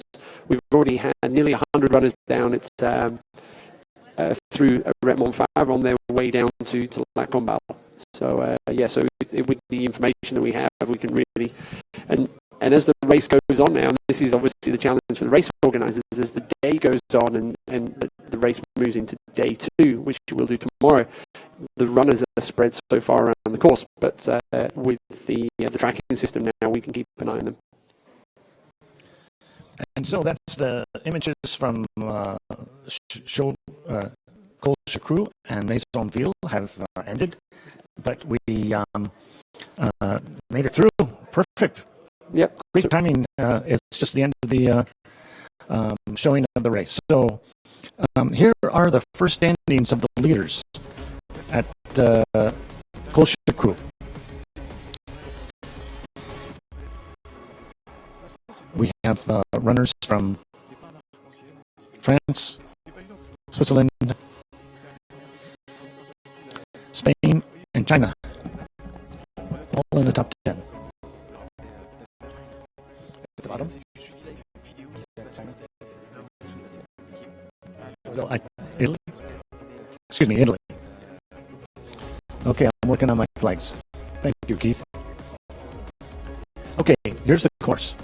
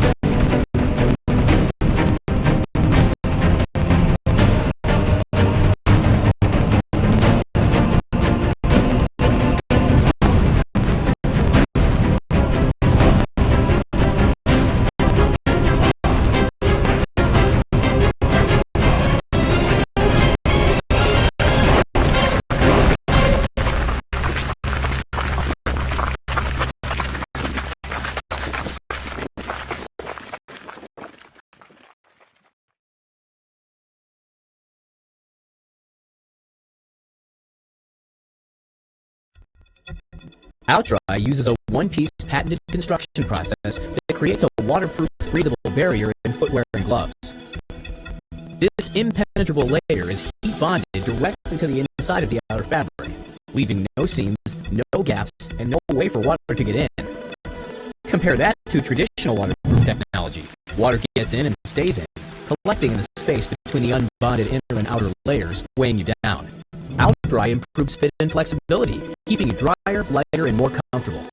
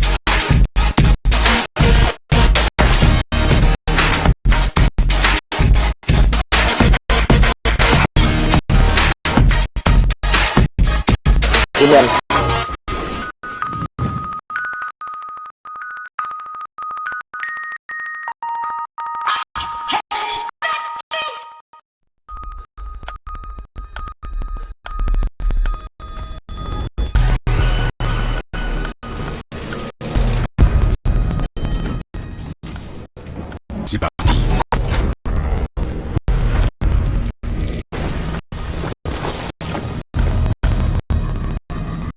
Chaque jour est un nouveau défi que certains relèvent en repoussant leurs limites. Nouvelle Phoenix 5 par Garmin.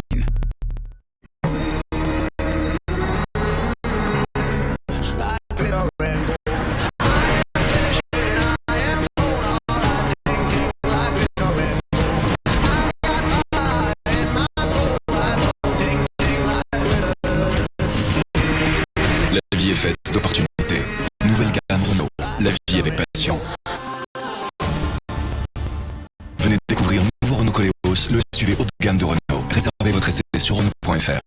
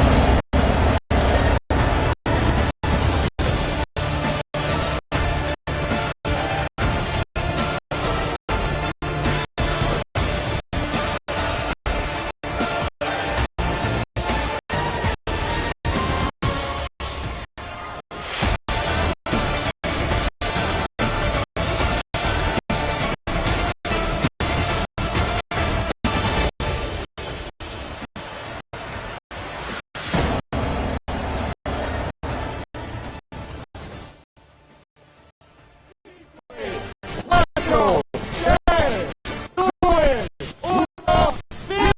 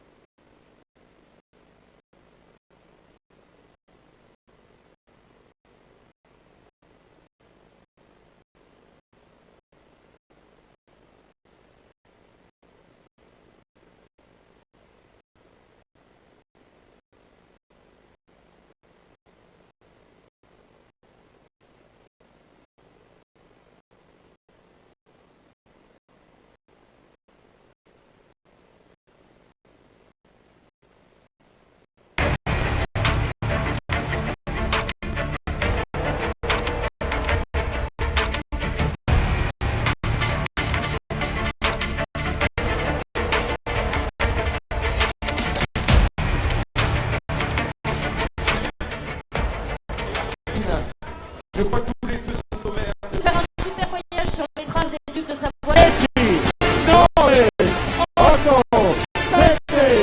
7, 6, 5, 4, 3, 2, 1, via!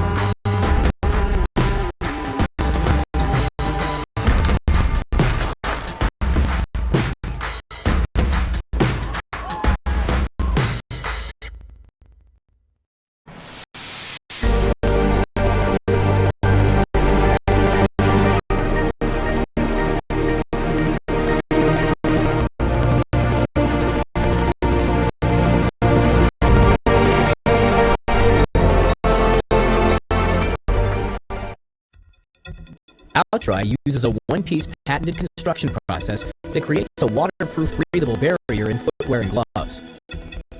This impenetrable layer is heat bonded directly to the inside of the outer fabric, leaving no seams, no gaps, and no way for water to get in. Compare that to traditional waterproof technology. Water gets in and stays in, collecting in the space between the unbonded inner and outer layers, weighing you down. OutDry improves fit and flexibility, keeping you drier, lighter, and more comfortable.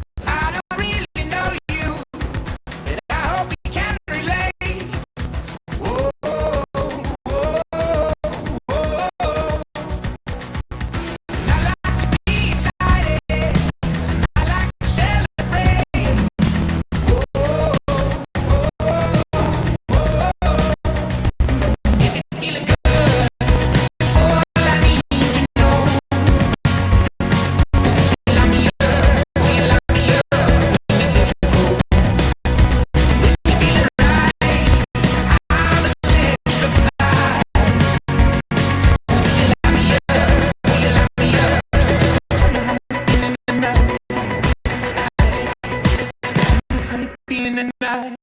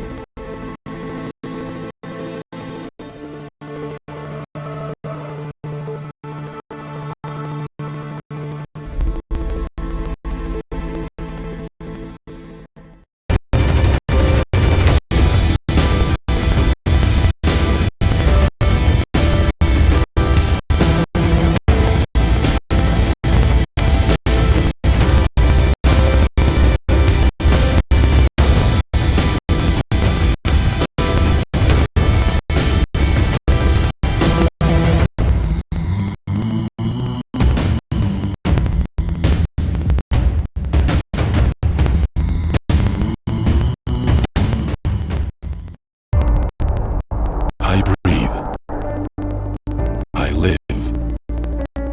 I dream.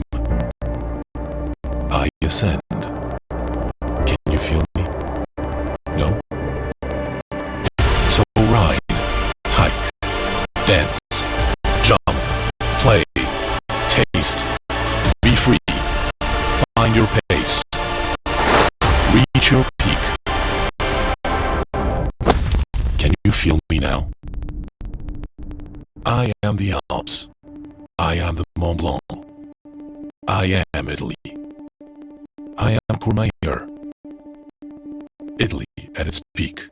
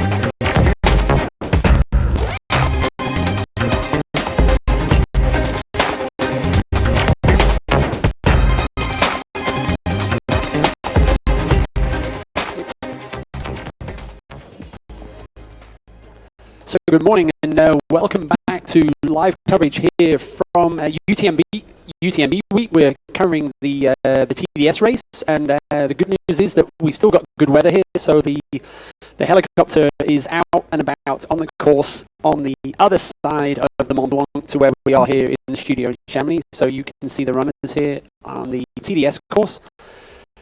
The leaders are on the way to Col du Petit Saint-Bernard, and I think we're with the main pack here, just looking at the volume of runners, and these runners could be anywhere between the descent down to, I'm guessing, Randy, and maybe you can help me, we're trying to guess here now where they are. Are they on the descent down to La Combal? Yes, exactly. They Yeah. just passed that sheep herders area, or actually it's a shepherd that takes care of some cows up there, and he has some buildings. They're dilapidated, but they're very near that area. It's a very rough section of trail, I have to say, on the downward stretch. If you're going uphill, it seems okay, but there's a gorgeous view into the area known as La Campbelle, or Lake Campbelle, if you were speaking it in the English language. And you can see it doesn't look that much like a lake. It's a very boggy area. It's the bottom of the glacier. It's glacial water. It's super cold. And the runners are just coming along that area just now. Here is an overview of where the runners have started and where they're going.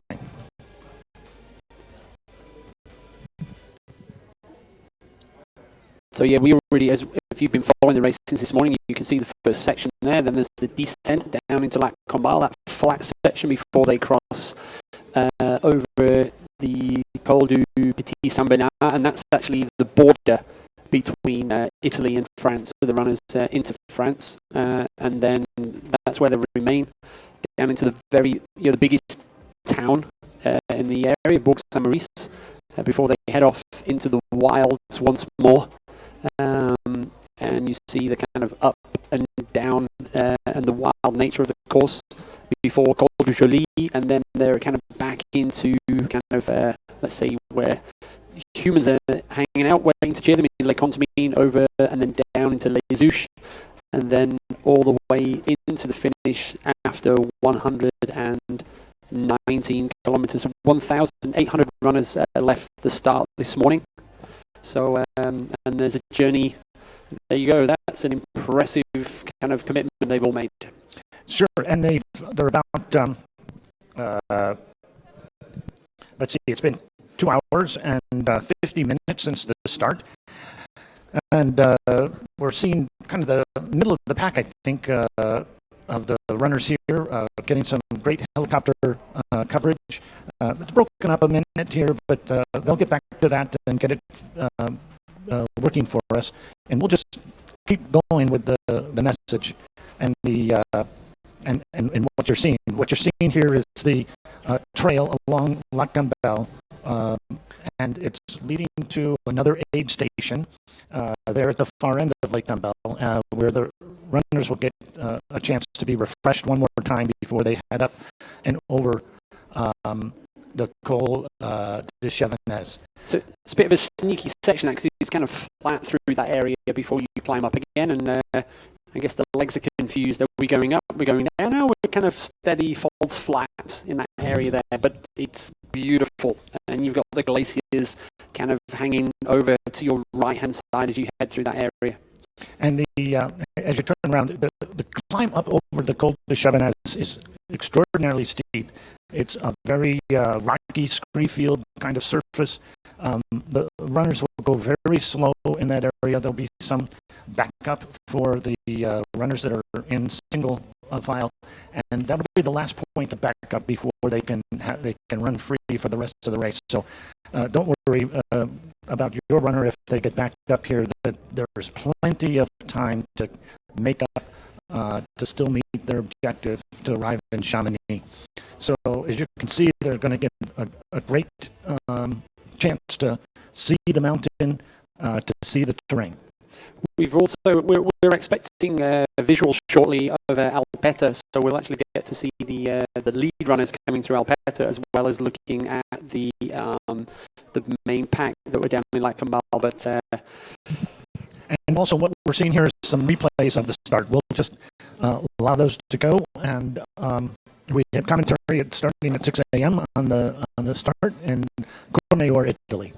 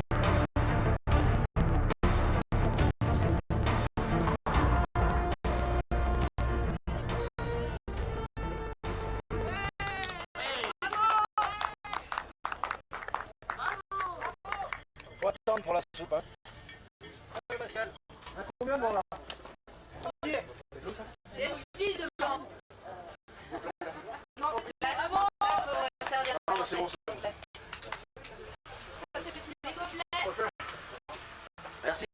Allez, bonne journée.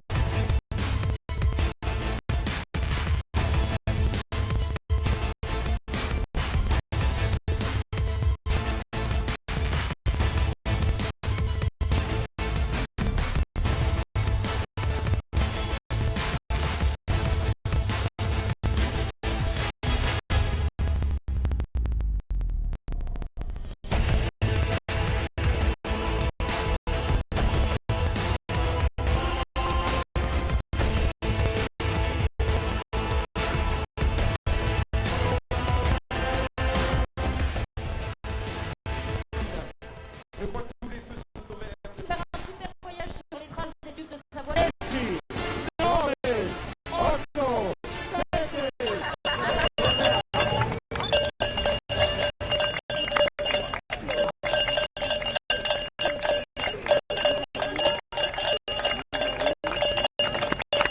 So welcome back to live coverage of the TDS at the UTMB week here in Chamonix. So we see the top two runners we feel here coming into the aid station at Alpetta. So we're still inside Italy. So we're just kind of spotting the runners here. So yeah, these guys are making great time, and we are guessing that we have the two runners there based on the times in the previous aid station. That could well be Sylvain Camus and Daniel Young, but didn't see the actual bib numbers. And so, but yeah, there they are. Some great crowds up there actually for this time of the morning. So, yep, just coming up to the checkpoint at Alpetta. So in terms of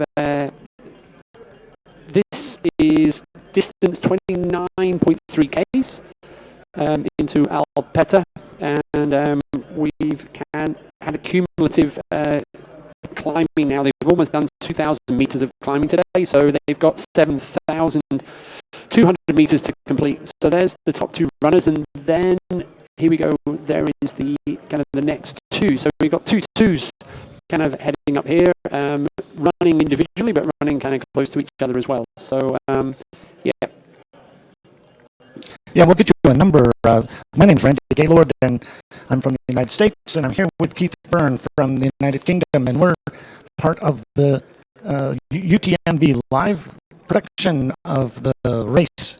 And we're here from today, Wednesday, through Saturday night, and even into part of Sunday. So we're here to provide you with some commentary of the race and put some words to the images that you're seeing. It's going to be just an exciting few days here. Now that this race is starting to stretch out a little bit, we're going to be able to see who's who and who the front runners are. And you can see the number of spectators who have come a long way to watch at this place. This is not an easy place to get to. It's a long hike from the last point where they left their cars. And these runners are just making their way in very strong fashion. They're equipped to go all day long. They want to get as much distance as they can under their feet right now, early in the day while the temperatures are cool, and get up and over this next pass. They still have a good hike ahead of them, and so they're reaching almost kilometer 30.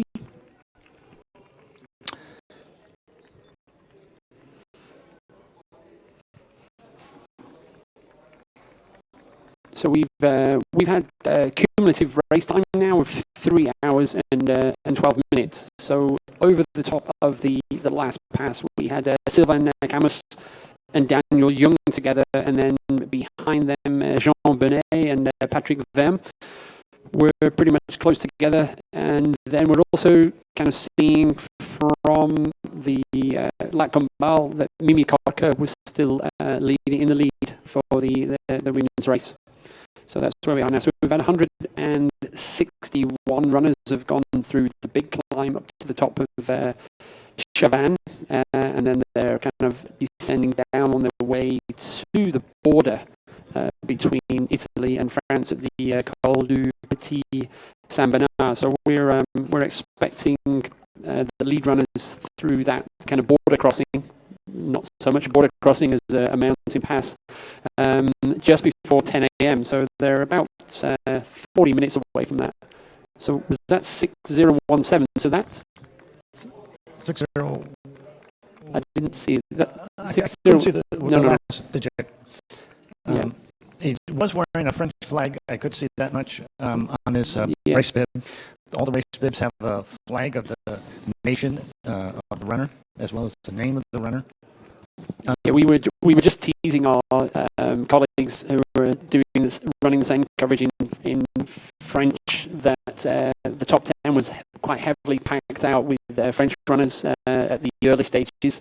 But now we're starting to see there's some more Spanish runners appearing there, and there's also we've got Paul Giblin from the UK sitting there in the top 10 as well. So there's a good mixture, and then just outside the top 10, we've got a Swiss runner, there's a Japanese runner, somebody from Poland, and way down there in 30th position, we can see there's a Nico Barazza from the US. So there's a good kind of showing of international runners.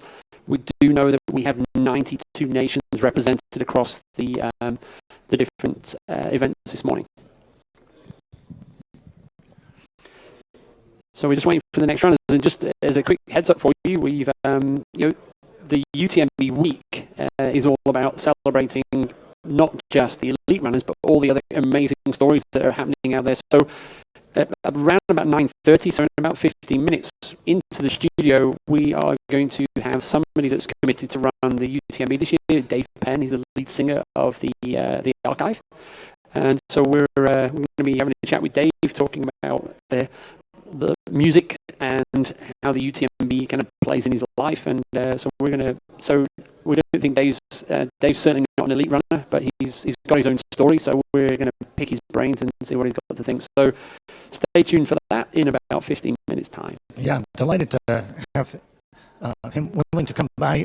This is a tough time for runners to come by. Oh, there's Nico. That's Nico, very strong time, very fast.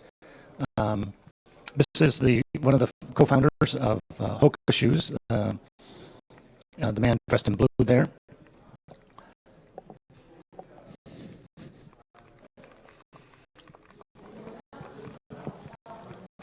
And the next runner, we can't pick up his bib, also doing well.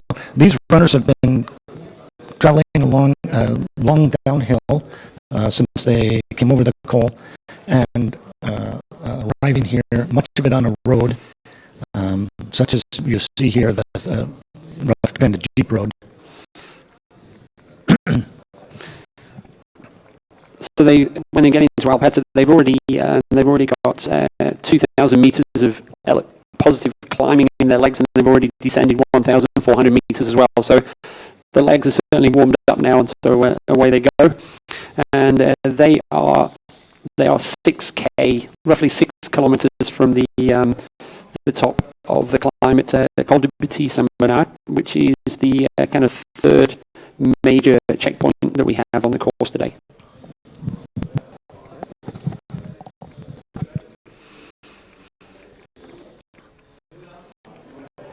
So we're keeping our eye out now for the first female runners to come through here. So expectations are that Mimi Kotka is likely to be that person. So she's a strong showing. Already now, as we kind of update the screens, we see that we've got 250 runners have gone through Chavannes over the top of the climb and on the descent down to that. So, yep.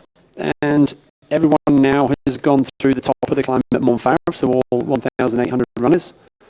You can see there one of the runners from Team Buff, one of the partners of the UTMB.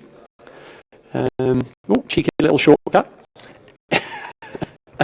Shouldn't be doing that in the cameras because I know how strict they are about people staying on the course. So yes, and for good reason. There are places on the course where it's possible to tear up the trail if you don't stay on the course. Yeah. So that was runner number 6007. So that's Clément Mollier from France. So we finally spotted a runner. So Clément is one of the elite runners. So you see from the numbers there, any of the numbers in the low 6,000 double-digit numbers, those are considered to be the elite runners in this race. And TDS now is carrying points for the Ultra Trail World Tour Pro level. So this helps them to give them position in the world ranking. So TDS now is rightfully being recognised as a challenging race.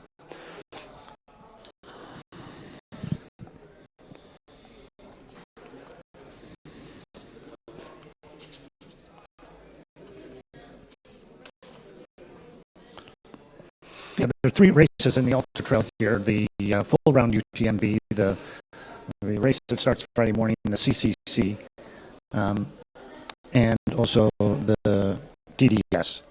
And the criteria for selection include the distance, popularity, the international site recognition, and history of each event. There are a total of 22 races on 5 different continents.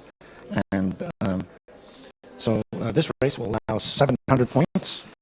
The CCC will allow 1,000 points, and the UTMB 1,300 points. If you want to know more about the Ultra Trail World Tour, go to www.ultratrailworldtour.com and find out more about the Ultra Trail World Tour. And perhaps that's one of those races or kind of races you would like to enter. So the runner you just saw going through there, one of the runners from the Compress Sport team, I believe. So Compress Sport, another one of the partners supporting UTMB and investing to make sure that we have such a fantastically well-organised event. For those of you who aren't ultra runners, Compress Sport makes compression clothing. Sleeves for legs and arms and thighs and mid-level as well. And it's become very popular as a way to, people believe that they are very effective at keeping the blood circulating and reducing fatigue. So we're seeing from the dress of the athletes that temperature-wise, it's pretty warm out there now. They're not in direct sunlight. I think it's looking like there's some cloud cover, which is no bad thing. We do know that the weather is going to be changing as the day goes on into this evening. But for today, I think temperature-wise, it's pretty perfect conditions for the guys. Not too hot, not too cold. And you can see that most of their gear, emergency gear, is staying in the backpacks.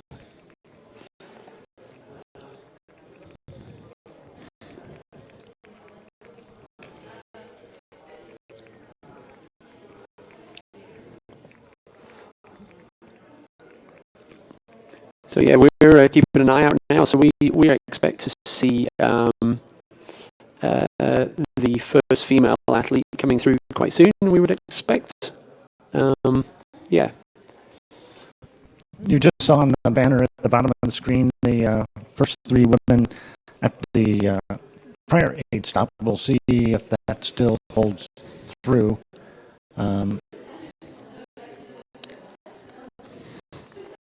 at this location.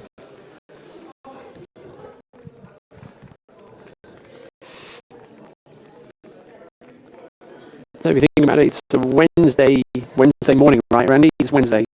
Wednesday? Yeah. Just getting my bearings right. Yeah, it's Wednesday morning, and there's still fantastic crowds out on the mountain already, cheering people on. So yeah, just coming up to 9:30 Chamonix time. Time elapsed in the race now is 3 hours and 22 minutes. Just under 30 Ks under their belt. Yeah, there's a look up the valley. I believe this is the direction that the runners came from. Over the top and down a long way, about, I'd say, estimate 6 or 7 kilometers downhill. Not too steep, not too bad, and very runnable. Very nice running country to this point. And then they have a slight, relatively slight dip, but they have a good uphill ahead, and then they'll be up and pop over the Col du Petit Saint Bernard.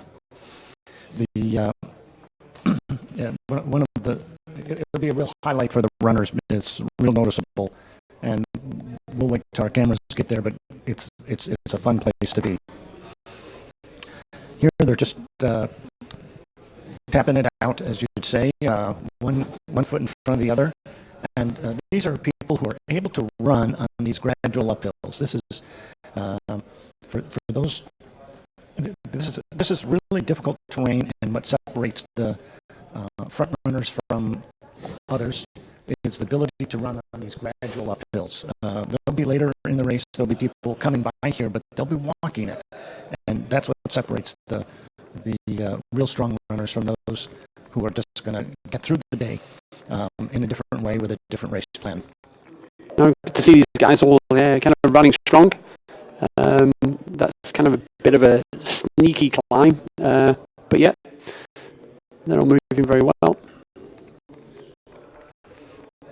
So a lot of them, the big numbers are attached to elastic, so they can actually, some of them, as you can see, can then rotate them round so that they're behind them, because they just find it annoying on the front. But then when they coming through the checkpoints, they can flip around the numbers if someone needs to see their number.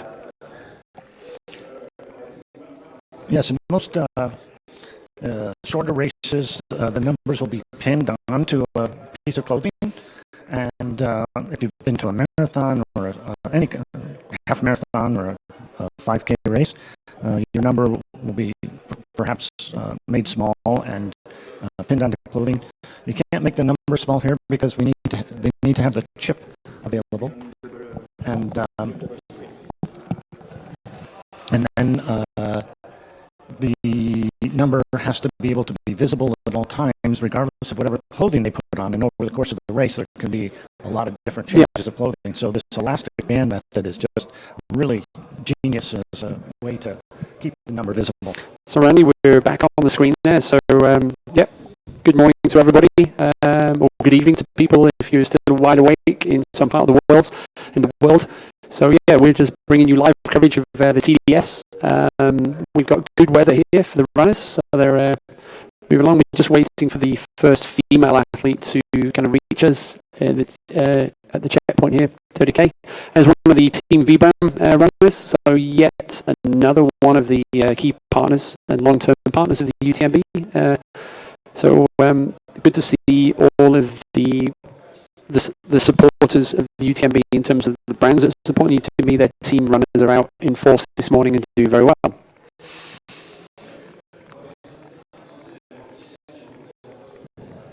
Again, this runner's just tapping it out one after another. I'm impressed by the number of supporters who are able to be here. I haven't been to this location as a supporter, so it must be relatively easy to get to by road, and because of the number of people that you have. Let's see, that's 6043. Let's focus on 6043. Okay, I see him. One of the Swiss runners. So we've got Patrick Franier from Switzerland, 6043. So Patrick's probably in, well, certainly top 30, top 35, I would suggest. As he, so around about between the top 30, top 50. So we're not sure if we've missed the first female runners or not, but we've been here quite some time now, so we're just tracking that. But if you follow along on the website, you can see Patrick's been moving right along at about 7.9 or 8 kilometers an hour. Really good pace. He's headed to the Col de Petit Saint Bernard, and he's just tapping it out, doing a really nice job. Nope, that dog caught everybody's attention. Kind of fun. We change things up.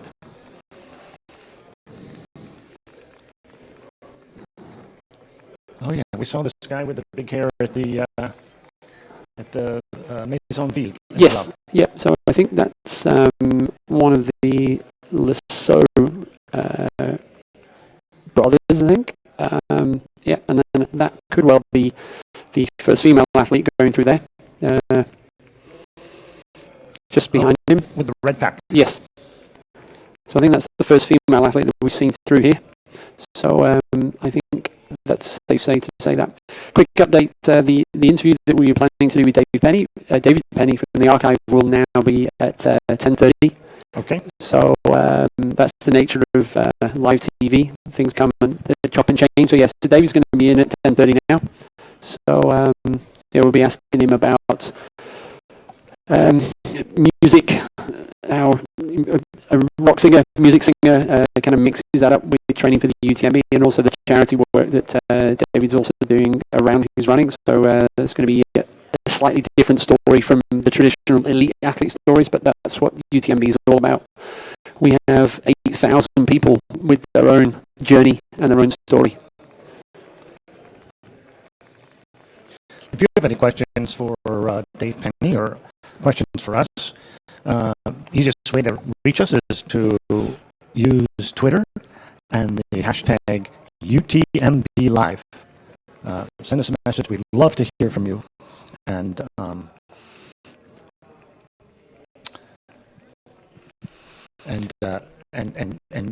be able to respond to your feedback. Because this is a live show, we've got a lot of hours, a lot of time we want to fill when we have material to do that. But mainly, what we're doing is watching the runners. And a running race is this is not a marathon. Every one of these races are an ultra marathon. They are long races, and they unfold slowly. For the runners, they are just thinking what they need to think. Here's a runner with a lot of energy. He's motivated by the crowd, and getting a lot of energy from the crowd. That's what this is all about.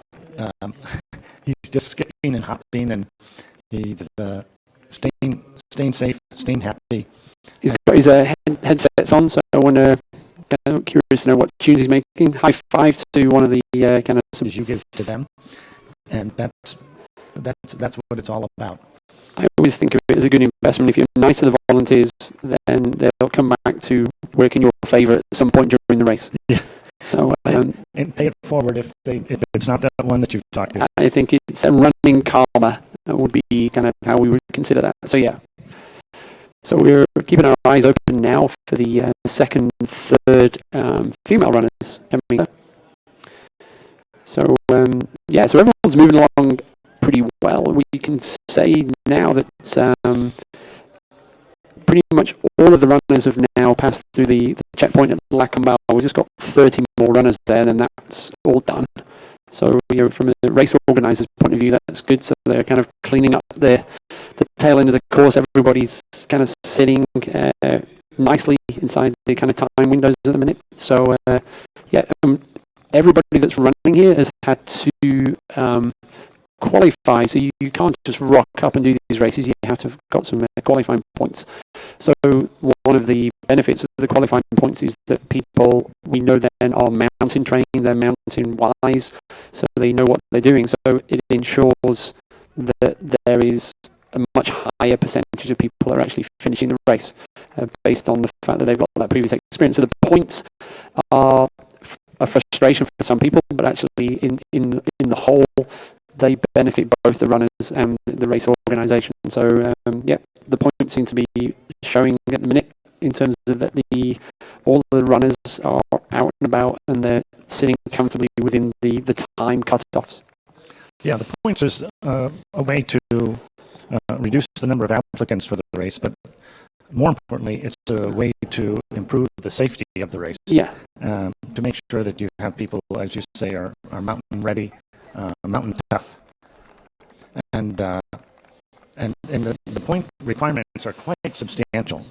This is not a race you can decide in December to run the following September. You have to think sometimes a year or more in advance, and then travel and do your local races, find races that are what are called UTMB qualified, and then register for those races. High performance is not necessary. Yeah, there are some friends. Yeah, not everybody just hugs the crowd, so there was a bit more going on there. But good to see. Bit of bonhomie out on the course.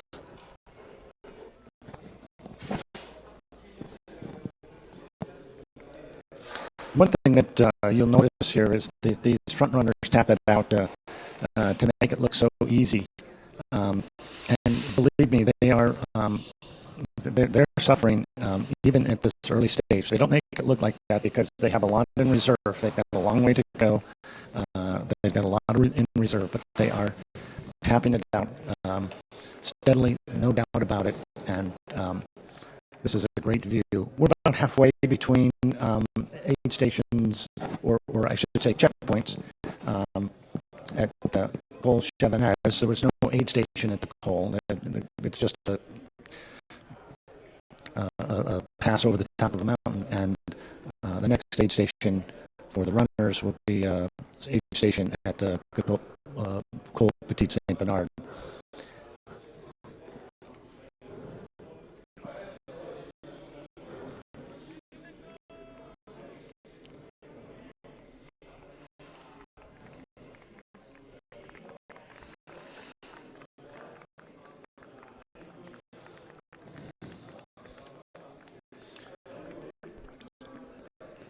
No, so I'm just looking at the group of people there. That there's like a tripod there, whether it's just a photographer. So you also find that there are various photographers around the course trying to get the magic photo of all of the runners, and that's another useful reason to have your bib at the front. Otherwise, they can't identify you on the photo. But yeah, that's kind of the kind of things that are on offer here to the runners. Yeah, that's a good point. There are professional photographers that are taking photographs of every runner, or nearly every runner, and they will then photographers are. Yeah. So here you can see the benefit of the sticks, the poles. You know, so it's very much it's kind of giving you a little bit of leverage on the flats.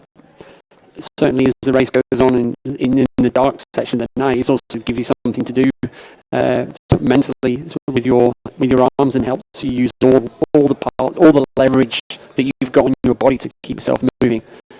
So some runners choose not to use them, and but you'll see a lot of runners here.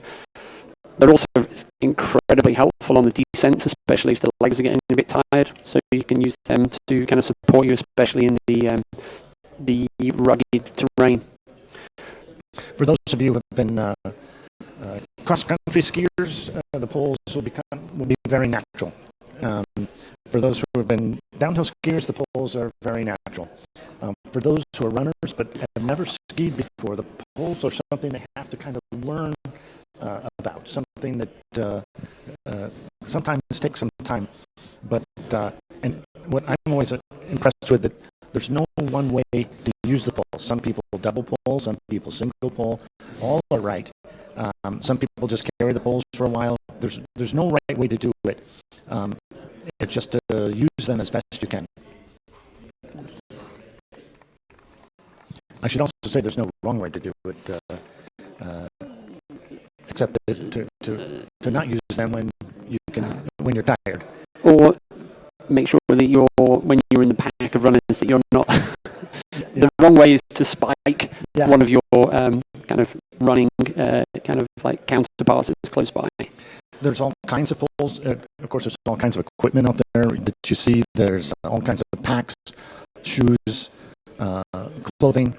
Like the person behind there with the bright yellow poles, I think those are solid poles. They are non-collapsible. Right. Whereas other people find and use poles that are collapsible. They go into their pack and they put them away at points during the race.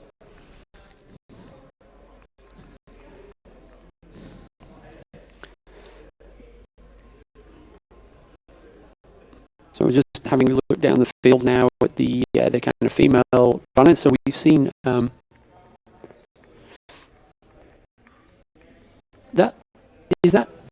it's interesting. That's the second person that tries to look like Nico Mahmoud.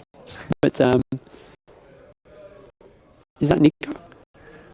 Let's see. That looks a bit more like Nico than the previous guy. So the number there, we can see his bib number. So it's 6'4". That's Nico. That's definitely Nico. So there he is, Nico Mahmoud. So he's famous for his 2007 charge at the front of the UTMB course all the way to La Folie. But also for all of you running in Hoka footwear, then Nico is kind of one of the founders of that company. So good to see the man out there, as well as telling people to go and do it, actually doing it himself. So go Nico. So we were just discussing, because Nico sometimes is renowned for running and then just pulling out and stopping at his house near Lake Contamine. So we're just saying, is he going to do that this year or not? But he's still going strong there, so go Nico.